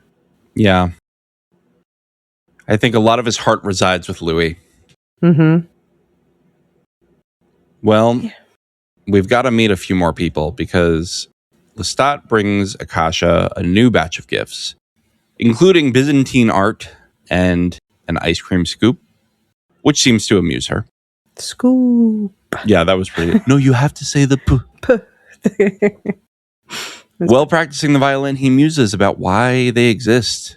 When Lestat asks where God is, Akasha knocks the ice cream scoop down. Lestat creates a mockery of his childhood dinner table, complete with cabbages. But with the addition of Marius, Magnus, and Armand. Akasha stirs and tells Lestat, no voices. As the humans above celebrate the year 1900, Akasha beckons Lestat and drinks from him. She was so quick. She was. Very Weeping Angel core. Yeah, definitely very Weeping Angel vibes. But it's also, Marius explicitly told him, do not give her anything stronger than ashes, and he spread blood on her lips. But I guess she also, he freed her. So how can she not feel some gratitude about that in a way? Yeah. And I don't think we saw Marius get to fully put her back down, right? No, she just kept getting up. Obviously, she wasn't, this was 1900 New Year's Eve. So it's been, more than 100 years. So I suppose Marius has probably spent that time trying to get her back down, but we'll see how that goes. We will see how that goes. I mean, so this is the thing. You brought up you weren't expecting Akasha to awake. I wasn't either, of course. But do you think this is her current iteration of being awake, or has she now been asleep for another 100 years and is waking up again? No, yeah, I think we can say the book version is that Lestat comes and, she's quasi awake as she is in this. And he plays violin for her and she likes it and she lets him drink from her and then, moves on. And then later she hears him playing music when he starts his band and she's like, ooh, now I'm ready to live. So I'm wondering in this version, Marius said it'll take me a century to get her back down. So I'm wondering if he's been trying to struggle to get her back down ever since. And maybe it doesn't work. I don't want to say any spoilers, but maybe this is not the last time we see Akasha. Well, they've said that she comes back in Lestat's narration. That's why I'm like, what is happening here? I'm saying from not even knowing what happens in the future in the books, what's going on here? Yeah, no, I think probably it's Marius struggling to get her to calm down again, and she just is still restless probably this whole time. That's not really based on the books, as it's based on my interpretation of the combination of the books and what we've seen in this episode. Right. I do love his table, especially with the cabbages. But did you notice also there was a setting with a piece of cake for Marie Antoinette? Because of course it was the French Revolution, and she, yeah, even though she never said it. We all, what's funny is that was the thing, everybody would say, let them eat cake for a while. And then so many people were like, but she never actually said that I think that's the more annoying thing to say now. That's fair. But also I wondered, the Antoinette part obviously makes me think about his future fledgling who gave a finger. Yeah.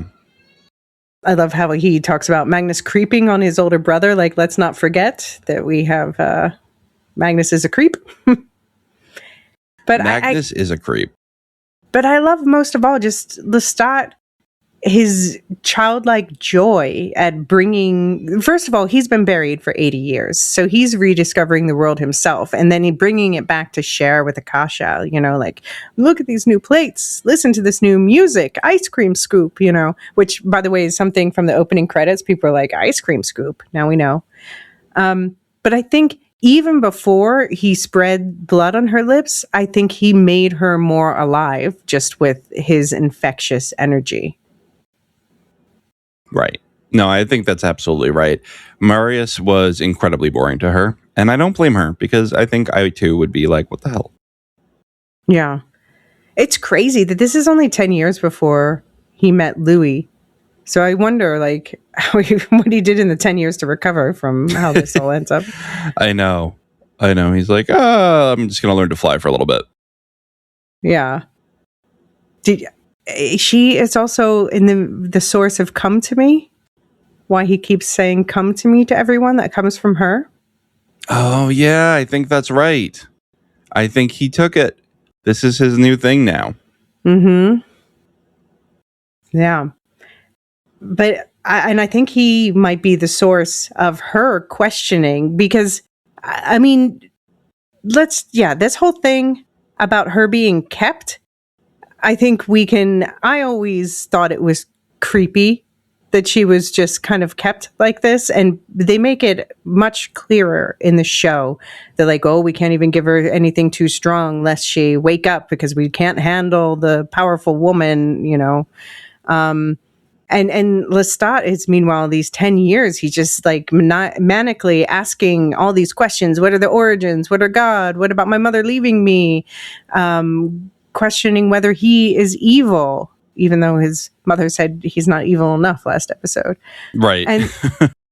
And then, when she wakes up, like, do you think she was just ranting the whole 3 days that Lestat was just twisting in the air? I absolutely think that. If you want to, I'll play this here.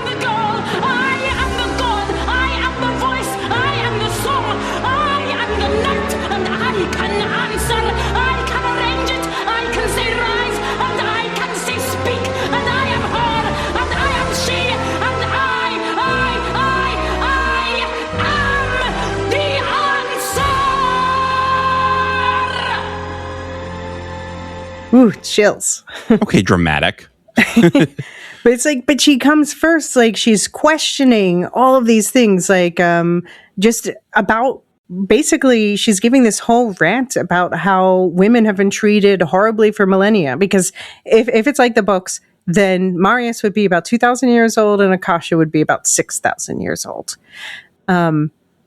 And yeah, like, just talking about the expectations that women open their arms and must always be soft and must always, and then there seems to be questions about vampirism, like why the days without number? What is this for?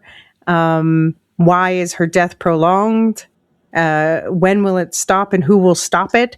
So, like, I think her immortality is driving her a bit mad, but especially the fact that she is not, I don't think, consensually being kept in this way. She's being trapped for her own protection, which is very, I keep bringing up this Yellow Wallpaper short story, but it's very much that vibe. Like, oh, you got to keep the woman contained lest she hurt herself and people around her. Or Rhaenyra in the beginning of this season of House of the Dragon. That's a theme there too. It's just, infuriating. So I feel her when she's yelling these things. It's like hard not to be on her side a little bit. I don't know. I know, yeah.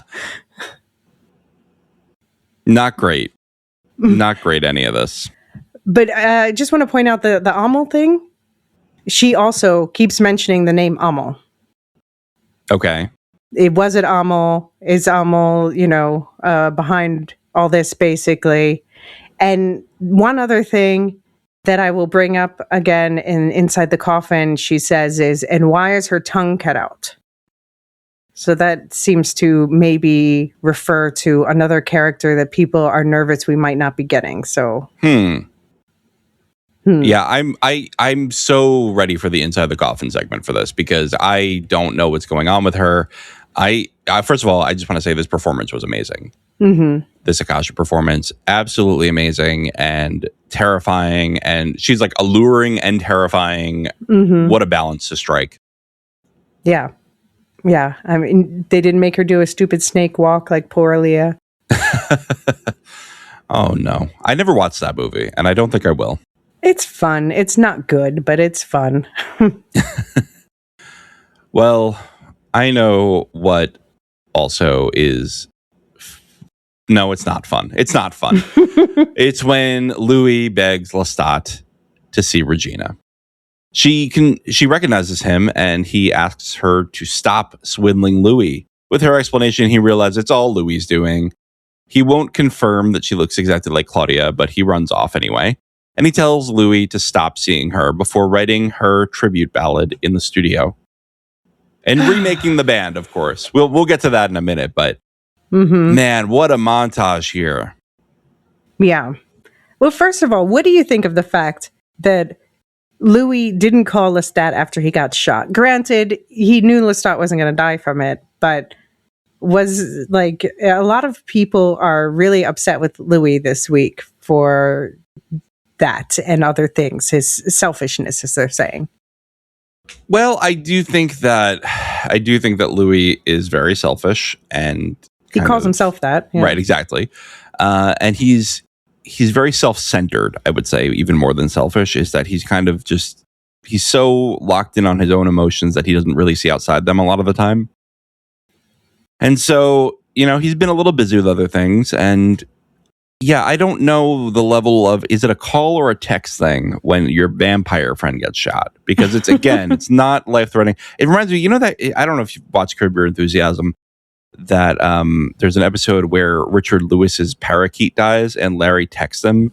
And Lewis is like, how dare you text me? He goes, well, if it was a person, that's a call. But a bird, you get a text. I feels like the same distinction. Like a vampire getting shot, I guess it's like, do you call your friend if they break their leg? I don't even think it's that serious. Like a bee sting? You got a bee sting? I guess. Not even allergic and you got a bee sting? Yeah, it's more about the emotional and mental trauma, I suppose. Yeah, and I guess the idea of your whole tour has stopped.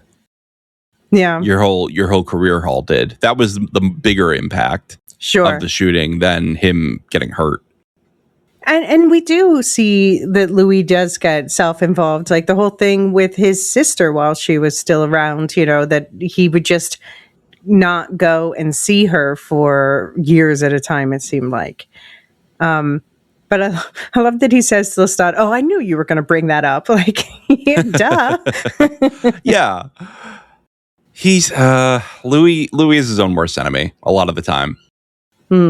He has ops everywhere and inside.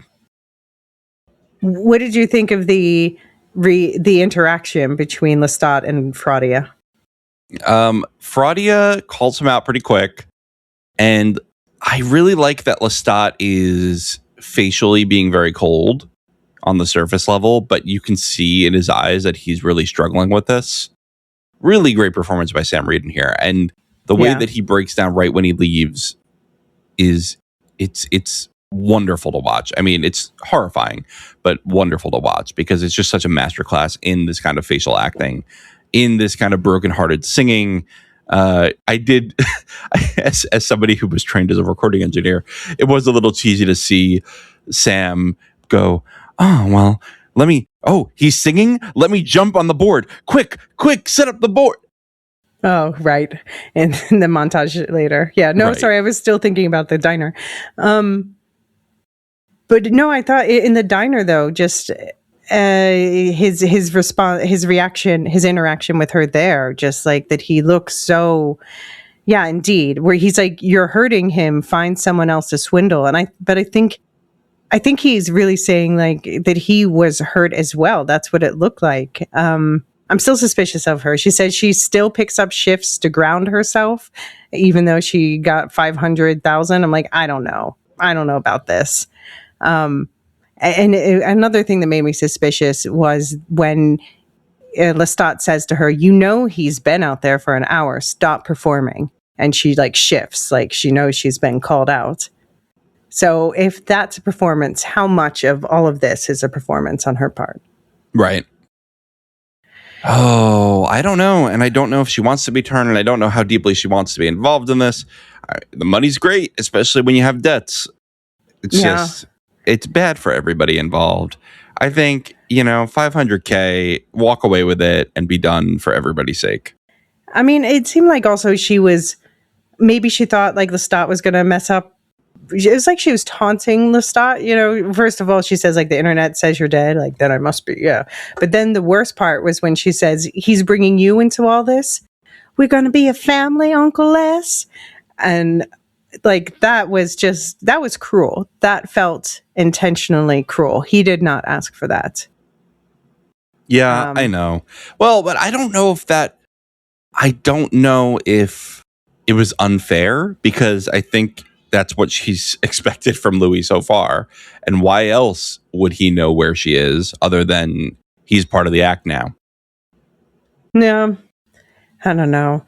I really felt like, and I think that the montage that follows hits harder because they set this up so well here. Like, even, the cinematography on this show is spectacular in general. And just the choice that when he walks back to the car, it's the most realistic, grounded, shaky cam I feel like I've seen on this show.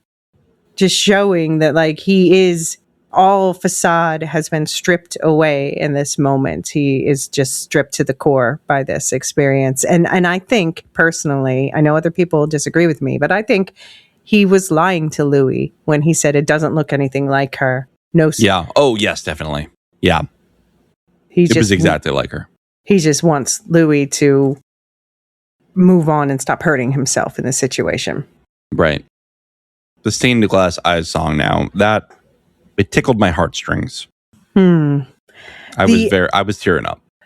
Especially the whole part, even when we parted ways, you never turned your gaze, and I can still hear you say, don't break that stare, I'm burning in your mirror tonight, as we actually watch Claudia burn again from the season 2 finale, like, and ashes fall down. And oh my gosh, that got me crying more than once. And there's also like these messed up lines in there. Like, he says, no one gets to keep my smile. You can't pull it off me like one of your souvenirs, which is calling back, like lovingly calling back to her serial killer habit of collecting the body parts of her victims. Oh, but then to him, though, that's like adorable daughter behavior, just the same as we see her hand playing the piano with him like she used to do. Yeah. And just the gaze staring at him, that really got me. The way that it kept flashing back to her, looking at him while she died. Mm-hmm. Yeah. Yeah. Snoo41127 on Reddit pointed out, the name of Stained Glass Eyes is so special to me. It's an immediate callback to Louis and Grace, Louis' sister, in season 1, where she refers to his new vampiric eyes like church windows. It places Lestat and Claudia on the same level of legitimacy as Louis' human family, and also connects back to their evolving family dynamic. Sister like Grace, daughter, uncle.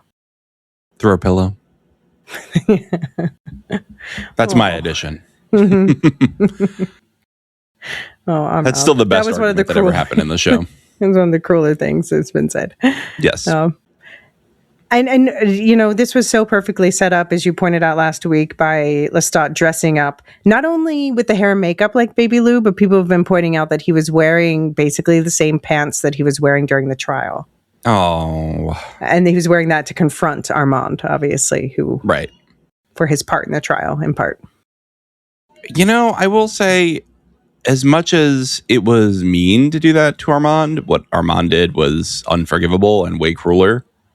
And he did say to Armand, when Armand's like, oh, I know you weren't trying to torture me. He goes, no, it was torture. He was very upfront about it. I don't know that I necessarily fully believe that, though. I think it was kind to Louis. Yeah. And torture for Armand. I think it can be both. True. He was having his cake and eating it, too. Thinking of Marie Antoinette. Pour one out for Marie. The blood of Akasha. That's just become such a meme. I saw somebody on Reddit when somebody was like worrying about cancellation, and somebody responded to them, the show has the blood of Akasha in it. It literally does. It killed me. Absolutely got me. So Larry leaves the band instead of joining the new sound and re-recording the album. The other members asked to be made vampires, but Lestat remembers floating for 3 days after drinking from Akasha. Marius returns to calm the chattering Akasha, and he banishes Lestat as unworthy. The band is unconvinced by Lestat's cautionary tale and cuts their hands to begin the turning process, delighting the Lyoncours. Armand convinces Larry to rest. Oof. Yeah. Yeah. Poor Larry. Like, you know, my defense of Armand, it's half earnest, half in jest. But I just want to say, poor Larry. I did enjoy Larry as a character. He clearly cared about his brother. I do think that Lestat cared about him in his way, even though, like I said, I think he bullied him because he saw himself in him in the ways he didn't like. Yeah. And Larry says, I had the yips. It was the best 2 years of my life, and I quit. And then he dies. That's so bad. At least he had a good 2 years. Yeah. And he got, the last thing that happened to him other than Armand was getting recognized at the subway station. So he made it. Look, many a band has broken up because a less talented former frontrunner is bitter that a new frontrunner who was more talented came in. There's many examples. Panic at the Disco, I would say, is one that comes to the forefront. The old I didn't know that. The former frontrunner, I believe Ryan was the frontrunner and Brendan came in later. And then they got famous with Brendan as the singer because he was a lot better. And then Ryan left the band. So it was a whole thing. Anyway, I'm just thinking of that as an example at the top of my head. You know, some people... I know I'm not the best singer in the world. If I were in a band and somebody was like, I'm going to be the singer now, I'd probably be like, yeah, all right. I mean, I don't know that I think Larry, he was happy when the band was doing well. I don't think he necessarily was upset about that. I think he just was having self-doubt. And I do have to wonder how much of that was intentionally fed by Armand via Alex, because clearly...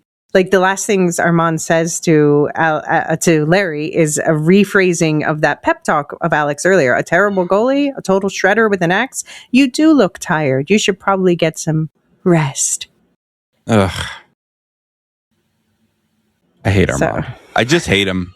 How traumatic was this for the fan who was like, did I talk him into killing himself because I was pestering him? Yeah, I was thinking that too. Like, man, that is pretty traumatic. I don't know. I hope she doesn't blame herself for it, but that's pretty bad. I did cackle a little bit just at at Armand's face at the end. Like, it's just that unblinking, unmoving statue look of like, yep. I just did that thing. There we go. So the Great Conversion, that's happening. And, you know, Lestat doesn't seem to want to be involved, but he's about to convert 3 vampires. Mm-hmm. Do you think this will kind of tip the scale? I mean, I think it's happening on a much bigger bigger scale, and that's why Gabriella wants the music, because it reaches a lot more vampires. Yeah. I do have a question about the 3 bandmates. Do you think Lestat turned them all, or do you think there are 3 vampires there? Did they each turn one, or did Lestat turn them all? Because I would be upset if Lestat were an option and I didn't get turned by the blood of Akasha. That's true. And I guess we did see Louis floating, so that must be able to be passed down. Wasn't there a thing, though? Didn't you tell me about this lore thing that, like, if they turn too often, they're, like, not as strong fledglings? Yeah. That's a thing in the books. They haven't established it in the show, but, I mean, it's basically, like, you can sort of deplete your turning potency, I suppose.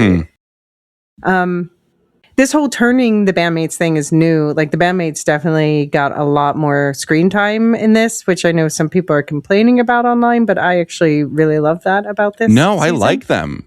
Yeah. They remind me of Sex Bomb from Scott Pilgrim versus the World. Okay, fair enough.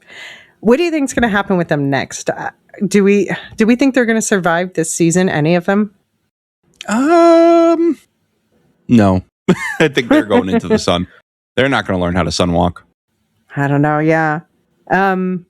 Magnus did talk about the drummer being at the table, which I was thinking, since the narration is from the future, the narrator would know that eventually TC was at the table. But someone also pointed out, what was his name? Like Felix or something? That random dude that the Lestat turned that we met at the end of season 2 who popped up for a second on Mayfair Witches. Oh, yeah. He was also a drummer? Huh. Interesting. You know what I didn't say about TC earlier that I meant to is when Lestat was trying to do his sun singing, she was so into it and it got me hyped for it. She was like, all right, are we ready? We're ready. We're ready. She's strapping him with paint, with tape and whatnot. And Salamander's there with the blanket. So good. They were all in on the bit. Yeah. No, they were all in on it. And it's true. Larry was getting frustrated and the others were like, no, let's do this. You know, let's push ourselves to the next level. Let's learn how to play drums like a metaphor. So I've talked before about poster theory, and I'll say that it is alive and well in the fandom. Poster theory, again, is just the fact that all the character posters that have been released for this season are either pink or green.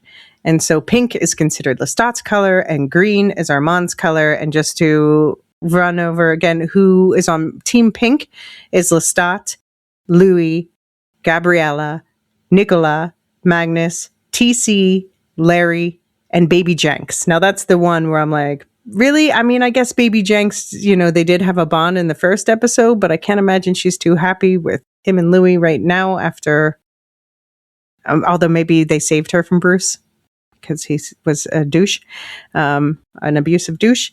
But anyway, Team Green is Armand, Daniel, Alex, which, we now see that Alex is under Armand's control.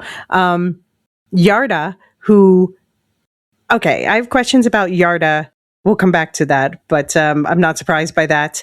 Raglan James and Rashid, so the Talamasca people, which is interesting to me. Regina, with the Talamasca people. Again, just a theory. And Salamander, which I do not get at all. Why would Salamander be on that team?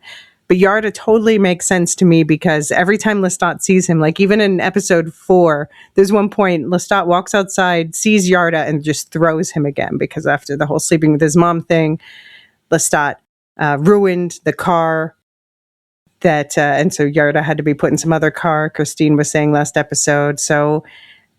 But Lestat also said this episode when he was paying people off, he paid off a coroner and then later said that Lestat was 2 meters underground. So do we think Yarda is still actually alive or did Lestat kill him? I kind of want him to be dead. I don't want to see Sam Reed in this light anymore.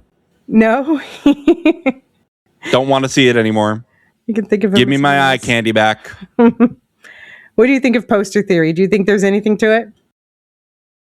No. I honestly, I was looking at it as you were talking to try to match it up, and I was like, no, I don't buy this. These are not the teams. This is just the way they divided them. I just don't buy that all of those people are Team Armand. Maybe I just hate Armand too much and it's blinding me. Maybe. We'll turn you. He'll get you with his ooh eyes. The gremlin Armand. I like that they actually use that in the poster. Yeah. I like that they do. They're like, yeah, let's use the fandom names. They're good. All right. Well, that's the episode. We did it. This was a good episode. We had a couple pieces of feedback. Yeah. Let's get to it. Kiko Abeni said, precious vampire Sam is back. I was hoping to get more of my favorite DJ. Sam Reed in black should be a crime against the loins. My word. I'll say we're waiting for you to check in on the state of your loins in season 3 of Silo. This was a discussion about one of the Foxy Noxy. Oh gosh. Whoa. Wow. I'm not even aware of all this. Aya Sedai, okay, so we'll take this a little bit of a time. She said, I watched last night, finally, and I am not okay. Before I read other thoughts, hear insights or deep thoughts to share, firing these off. My spouse and I both cried at Stained Glass Eyes. Holy wow. It was, of course, a little cheesy with the ash and the subtitles like it was a music video, but on second thought, brilliant that the two themes that have been depicted as such were two of the greatest traumas of Lestat, Magnus and Claudia. I'm still curious as to why he crossed the ocean to, quote, be in a play that killed your daughter, but I'm certain more than ever that we will get more of that. What do you think about the whole Lestat being part of that play situation? I don't know if he actually was there to be part of it. Like, I don't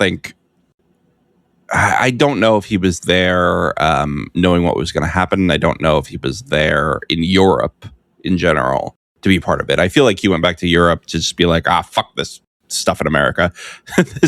this hurt. I'm going back home. Yeah. I mean, I have thoughts. I'm waiting for more of the story to play out. I have book-based thoughts that okay. I'm just curious, to see. We still have more perspectives on that situation to see for sure.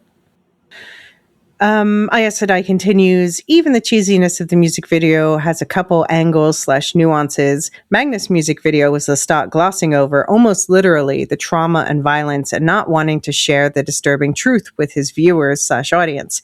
Claudio one was the most incredibly raw we have ever seen Lestat, other than maybe post-wolf killing and the stuff with Nicola, but even those were just him going through the events versus this is, quote-unquote, going through it, as the kids say, processing the trauma to a degree, similar to the loneliness performance, and watching him do this is almost too intrusive to bear, too much emotion for us to feel. So turning it into a music video seemed to me to be the showrunner's way of softening the experience for us. What do you think? Yeah, I think that's right. I enjoyed it as a music video. I don't know if it softened it for me to turn into a music video because it made me cry. You know, I don't know. Softening it? No, I don't agree with the softening part, but it enhanced the experience for sure. Mm. Yeah, something about the way music taps into our primal emotions. I'd say it rounded it out to me. I'll say that. Yes. Rounded it out, yeah. She says, I need a timeline of Lestat's turning, Gabby's turning, the dirt nap, the awakening. Yeah, okay. So the basic timeline is that before the French Revolution, he turned, within a few months, he turned his mother. And then they went traveling for a few years. During that time, the whole burning thing where they went and hid in a bog for a while that he talked about with Marius. And then that beach in Spain, Gabriela left him. And then he buried himself for 80 years, I believe it was in the end. And then Akasha sent Marius to dig him up and bring him back to be her keeper for 10 years. And then we don't know what he did immediately after that, but 10 years later was when he showed up in New Orleans.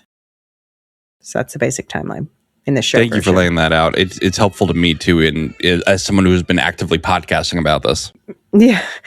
I mean, that is a thing about doing the story out of order in this way. I love it, but it does take a bit of puzzling together, I think. Yeah. What does she say next? How should I pronounce this? Fucking Kasha. Wow. Incredible. Incredible choice to introduce her as softly trying to pronounce the word scoop, a device made for childlike joy. Before, I am the answer. I don't know how you come into the show, into the show and become this fully formed being that I believe is uber powerful, thousands of years old, and angry at being kept, presumably without necessarily her permission. We laughed a lot, Ed. I've been up here for 3 days. Yeah. Poor Larry. Poor Armand. Still up to your murder gremlin tactics? Why kill Larry? Edging, yes, freezing. That much closer to old men kissing. I mean, yeah, Armand is rather old for Daniel. Yeah. 500 years. Still waiting to feel shippy, not that kind feelings. Armand and Daniel. Myself, though, Armand, why are you such a creeper?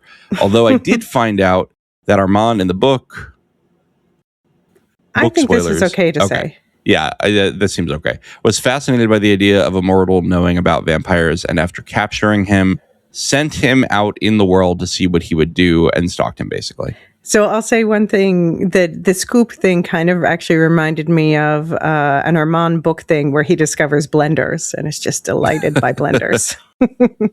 Oh, man. All right. On the Louis note of most pressing need to get off my chest, Louis dealing with exactly one ghost for whom he has enacted some revenge. Calling and crying to Lestat, who is dealing with 20,000 ghosts, including Louis, who is so like Louis, selfish. However, it's not like he's been able to process what happened after the trial either. His lover of 77 years orchestrated a play to kill his daughter. His lover before that took part in it. Saved him, but not her, his own daughter, leaving him with all the survivor's guilt. And for all we know, he thinks that Lestat hates Claudia too. There's just so much there that is unexamined. Lestat surely is thinking some of this. Louis, I've got my ma up my ass. I think kind of the opposite. And I think I want that quite literally, but she won't give me that. Not yet. Anyway, I've got you and Claudia, my hand-free ex-lover, my maker and abuser that I might have started trauma processing, but I'm Lestat, so it's hard to tell. The Gremlin is back, IRL. I got an album I can't get right because the band doesn't get it, man. And now they want to be turned, and you're calling me about your sad little dead daughter lookalike doll issue.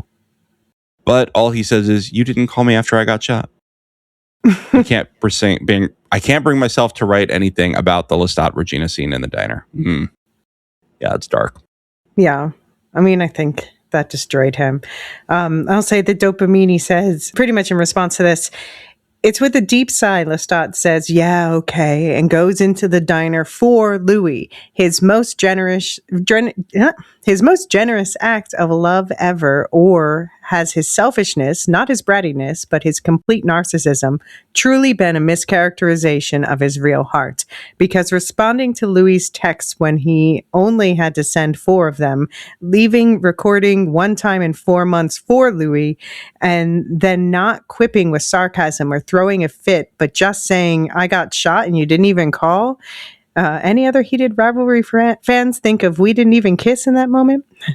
And because he is genuinely moved by Louis' pain, he does the thing being begged of him. He goes into the diner, and we see how deeply this impacts him. But he just tells Louis it's not her, and to call next time someone tries fucking killing him, which is also saying, pay attention to my existence and check in on me occasionally, please, because we are in eternity together in some capacity, right, Louis? I just want these two to work out so much. Maybe unpopular opinion. I'm new to this world and I know the fandom is intense, but I see great love and they have plenty of time. And yeah, I don't want to say spoilers, but I'll say Lestat is the biggest, most popular ship in the fandom, so definitely not unpopular opinion. I mean, it's the original ship, right? Like that's I could imagine it's the most popular ship because, you know, it's the ship. Yeah, and I say there's people who I think are being, a lot of fandom I think is being a bit too impatient with them, whereas I like that this story and this show gives them time to deal with their own stuff, because, you know, you gotta be in an okay place with yourself to be in an okay place with someone else. Yeah, definitely. What else does Dopamine say? Yeah, Dopamine says, I think my advantage not knowing the books is that I do have what I know is a potentially toxic, deep affection for Armand. Most possibly the most gorgeous human I've ever seen. I feel none of these things, to be clear. This is John talking now. All right, back to Dopamine. However, I was, for the first time, honestly scared by his role in how the episode ended. Unless there is something we didn't see that was horrifying, and it bothered me that he said Marius was dead, destroyed, yet there's Marius. He is playing a lot of games, or so it appears, and that's making me doubt his core ethics, which I'm assuming the show is doing intentionally. I don't know why you would not doubt his core. I mean, my core I did. Okay, but I did say earlier. I did recap earlier. This is one of the reasons why I recapped what he told us last season about his origins. That it's not him. Like, he genuinely did not know that Marius was still alive, and it's actually Lestat being messed up by not telling him that he is. Yeah, which is funny. That's a change from the book too. Is Lestat, the minute he hears about Marius, is like, oh, he's definitely alive. Mm-hmm. I mean, we don't know, honestly. Maybe there's been conversations in the interceding time, but when Armand said he was not alive, he truly believed it. Yeah. And in the show, Lestat believes him, but in the books, he's just like, no, I think he's alive. I don't think he died. Well, I think that they did go looking for Marius, he and his mom, maybe driven by his mom more perhaps, but she was like, she kept asking Armand questions about him, and then they went to Italy, and then they were making all these jokes all the time about Marius. I think they were there looking for him. Yeah, they definitely made a lot of adaptation changes. Like, I don't think she cared too much about Marius in the book. So Dopamine continues. Also, Lestat convulsing in the air and screaming, "I've been up here for 3 days," is probably the line I laughed hardest at all season. I agree. It's right up there to he with, "I bet."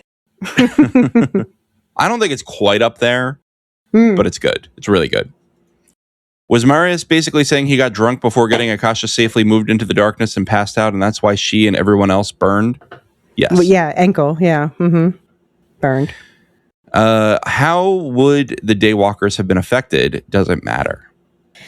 That is, I mean, we definitely, I'm like perking up my ears at Armand promising to tell Daniel Daywalker stuff, because like I have big questions about how this is working in the show. So I don't know. I don't know either. You know a lot more than me, Alicia, so I'll save that for you because I'll say spoilers. Ankle. Like, they did not, when they were left out in the books, which again was not Marius's fault, it was before him, but the vampires tethered to them burned, but they themselves did not, because they are so ancient. Interesting. All right. We'll have to save more for book spoiler section. Thank you both, Dopamine and Aes Sedai. Oh, and Kiko Abeni. I forgot because it was at the beginning, for writing in. And if you want to write in too, you can write into askdan@thelorehounds.com. It's a great time over here. And check out our Discord, where we are having chats. We have a whole Anne Rice Immortal forum with chats per episode, so we can do full spoilers, and also a book chat and all of that fun stuff. So, yeah. All right. What else are we doing on the Lorehounds Network before we go into our post-credit book spoiler section?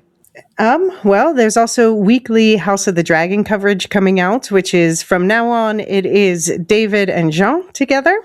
But Jean and I are also doing Supergirl later this week. We're going to finally talk about this. So nice. I haven't been able to see it, so I won't be joining you, but I look forward to hearing your thoughts and listening more in depth once I actually get to see it.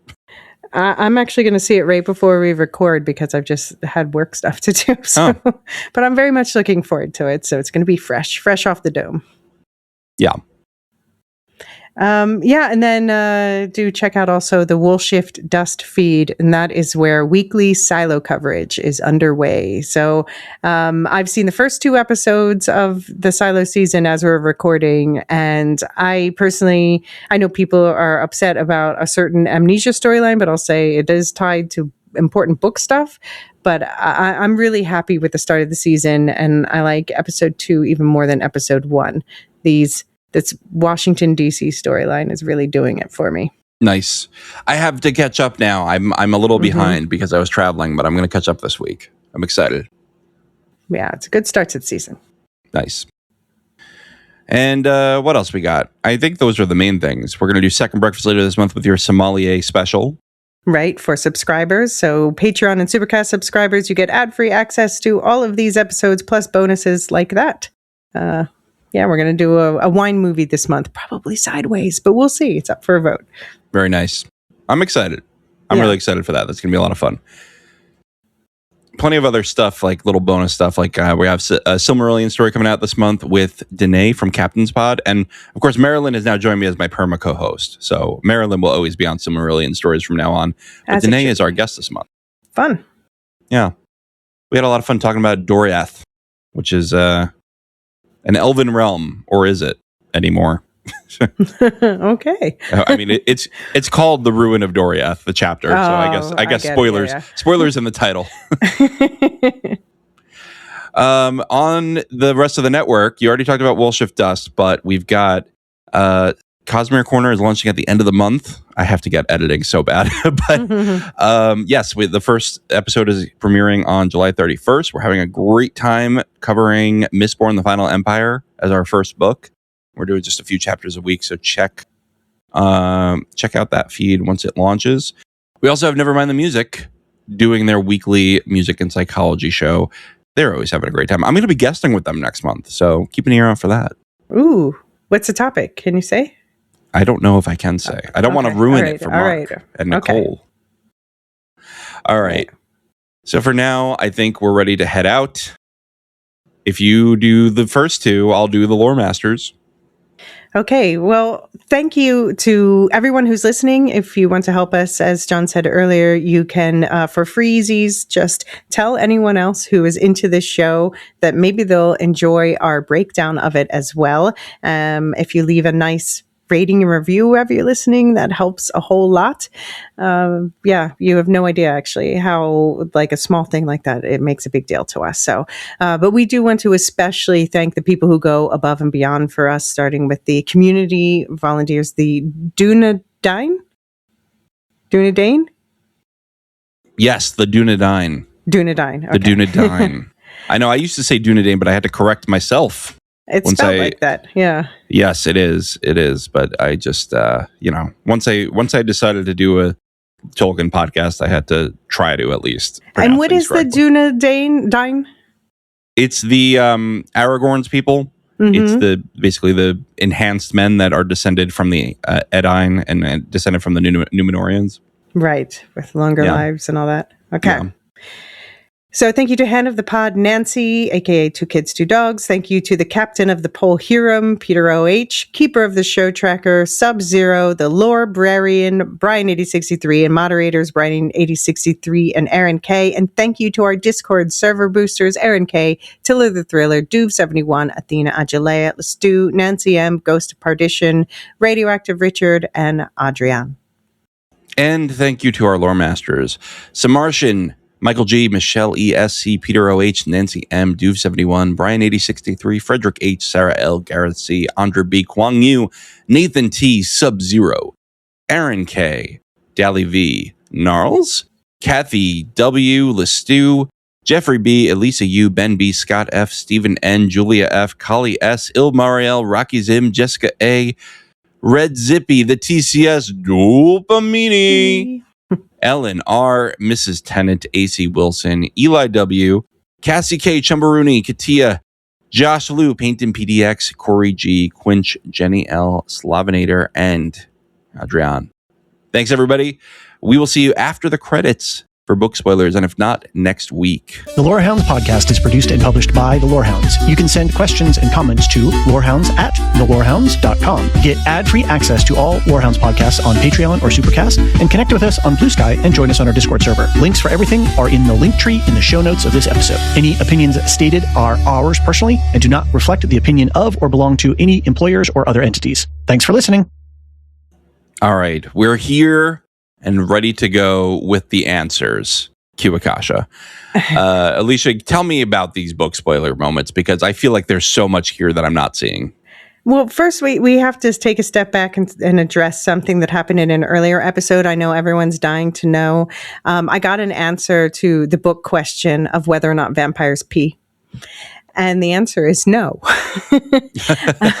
I had totally forgotten about this. I am still in the middle of rereading Queen of the Damned, but apparently in the next book, and now that they bring it up, there's this whole sequence in the next book, The Tale of the Body Thief. So again, Lestat switches into a human body, and so he has to learn to human again, and that includes going to the bathroom and eating, and he's not a fan of either. And he says that he's peeing for the first time in 200 years, and it does not go well. All right, fair enough. Essential lore knowledge about that change. But probably what you were asking more about is, shall we talk about Amel? Yes, I have no idea what's going on here. So what we talked about from previous Inside the Coffin segments that Corey brought up and brought up also is the fact Amel is a spirit. And I'm just going to skip the whole everything we learn about him way later in the books and just leave it at he's a spirit who becomes attached to Akasha about 6,000 years ago, after he's developed a little tasty taste for blood. And basically that's how vampires are formed. And so every vampire from there is turned through Akasha. Akasha turned the first ones, and then it went on from there, basically. At some point, Akasha, she wakes up and she becomes very dangerous and starts killing a lot of vampires. We find out much later that this great conversion is stretching the tether of Amel too thin. And he's like, we got to thin the herd. It's too many. I can't maintain this power. So starts burning people, but also Akasha, we see that she's got this righteous feminist rage about being kept. And we've gotten some teasers already at the beginning of the season about how that's going to go. So obviously people are like, we got to stop Akasha. In the books, there are these two characters, twins from Akasha's era, 6,000 years ago, called Maharet and Makare. And they are basically twin witches. Redheaded. And I think there was a Disney movie about that. Yes. Twitches. These are redheaded, so they're and have unusually pale skin, so they're seen as a bit weird and just witchy. And Akasha consults with them about things, and they're actually all involved in the Amel spirit getting attached to Akasha thing. And so Akasha lashes out at them, takes out Maharet's eyes and Makare's tongue. And then the stuff happens. Thousands of years happens, and cut to the present time during the Vampire Lestat and Queen of the Damned, and the two sisters come back together to help defeat Akasha. And the way they do it is they behead Akasha, but then Makare eats Akasha's brain and heart, I think. And so that means that she takes on possession of the spirit of Amel for a while, for a long time. And then in the very late books, Lestat eventually, Makare is just miserable and she just wants out, and she's just like, please, Lestat, pity kill me and take Amel onto yourself. And so he does eventually, and this is part of his arc of learning to take more responsibility, and he becomes Prince Lestat of the vampires and all of that.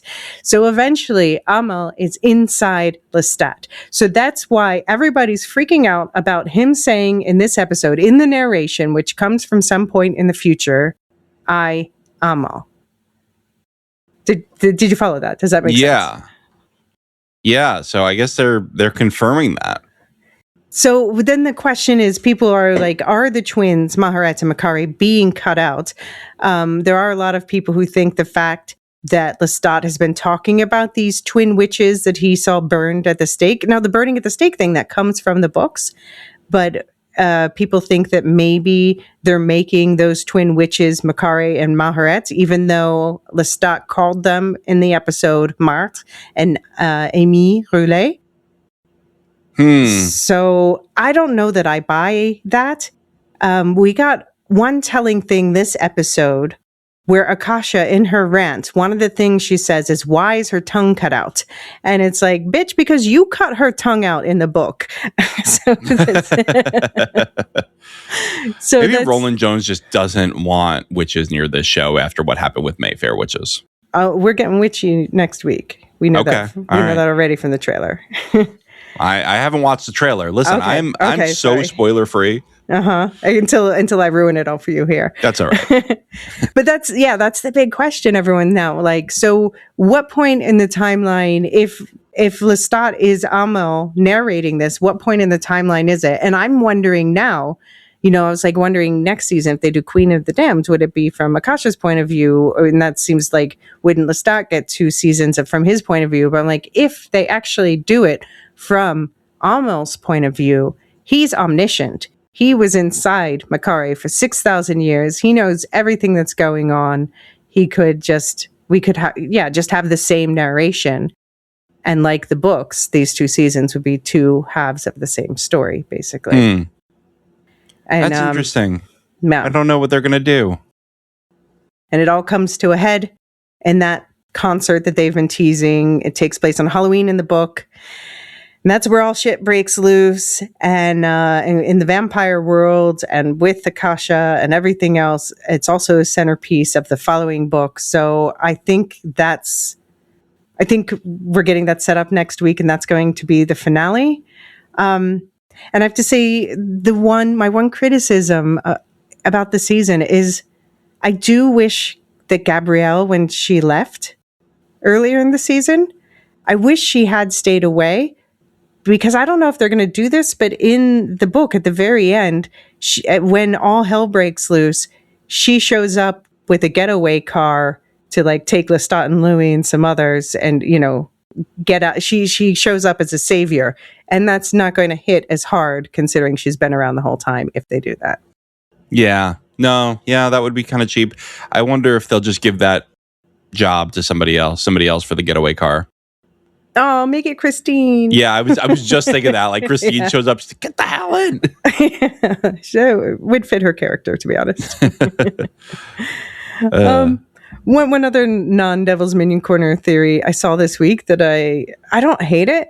So they're drawing a lot of attention to Lemuel, but we're not learning much about him, but we're having fingers pointed at him a lot. So a lot of people are like, is he actually another character from the books who's going by this name, And now some people think he might be Akasha's son, Seth, who again ends up with Farid. Yeah. Oof. Okay. All right. Just a random theory I saw. I don't hate it. He just can't end up with Louis. I don't care about anything else. Don't end up with Louis. No, he won't. He won't. But he could be another one. Some people are saying like Cayman is another one from Akasha's day. But anyway, we'll see. All right. Should we talk Devil's Minion? I know you hate Armand. What do you think of the ship? Oh, I hate it because I don't want Daniel to suffer. Even I just though think this Daniel is never going to be a happy. That poor student? Wait, what did he do again? He used the poor student that Armand saved and took back home and mind wiped. Oh. I don't think Daniel's innocent. All right. No, I don't think he's innocent either. And he clearly was not a great father and husband. I don't know. All right, fine. You can have your little Devil's Minion. I do hope that next season, there's been, we were told at the beginning of the season, Luke Brandon Field, the younger Daniel, not coming back, but he's still part of the family, Roland Jones said. So maybe next season we get to fill in more of those 52 years and see what was going on there. That's definitely, it's like taking the Devil's Minion timeline and extending it even more versus the book version. So I'm skeptical about Alice, the fact that they keep bringing her up and not showing her to us. I'm like, all right, I need to see Alice if you want me to.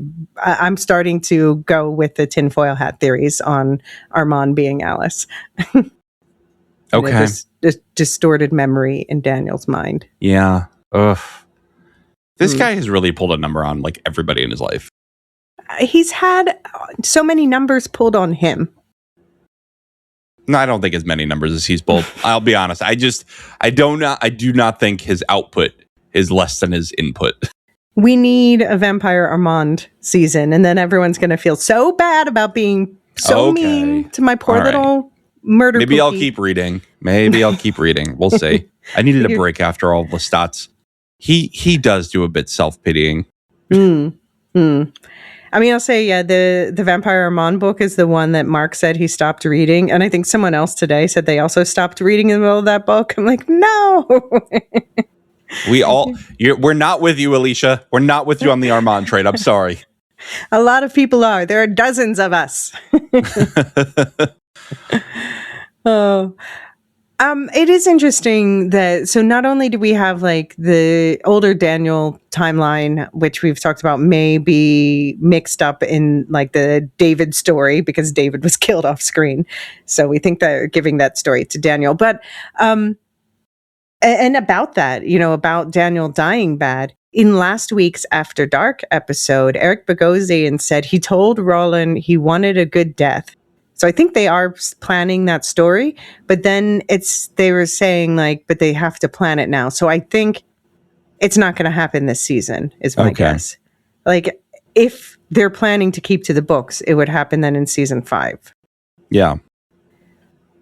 But I do wonder the fact that they made Marius older than he is in the book when he was turned. In the book, he was frozen at 40 and here I don't know how old the actor is, but 50s, whatever, 60. Yeah. So there's interesting parallels with Daniel. And there was even Asad Zaman joked in interviews like, yeah, Armand likes daddies. But it is interesting, like, does this version of Daniel, has he grown into something that reminds Armand of his wayward maker, Marius, in a way? Is that playing into this? In addition to the fact that we didn't necessarily see it so much in this, but Marius is a scholar, and obviously Daniel has a sharp wit, an intellect, a writer. Yeah, I don't know if I'd call him a scholar, but he definitely is smarter than the average guy. Yeah, I think Armand likes the clever ones. Yeah. But then there's like this future book story. I don't even know if they would do this, if they even have time to do this, but there is a while in the books where Daniel leaves Armand and is with Marius for a while, and then eventually it goes back to Armand. So I could see if they still have Daniel in this body, I could see that being an interesting thing where Daniel and Marius connect over being turned in older bodies, something where Armand is permanently frozen as a younger man. That could be an interesting dynamic. Yeah. Yeah, no, that would be interesting. I feel like they're not going to go that far, though. I feel like they've done enough work putting him with Armand now that they're not going to go pull him away now. I guess it depends how long the show goes on. Yeah, that's true.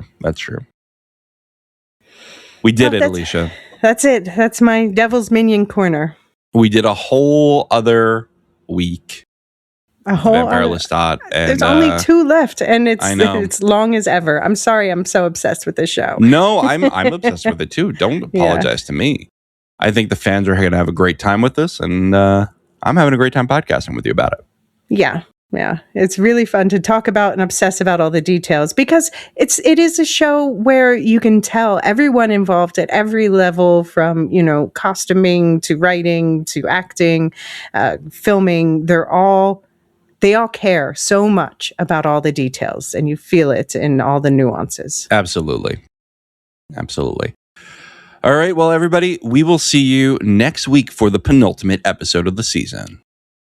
All right, until then, I'll be enduring intense conversation with myself.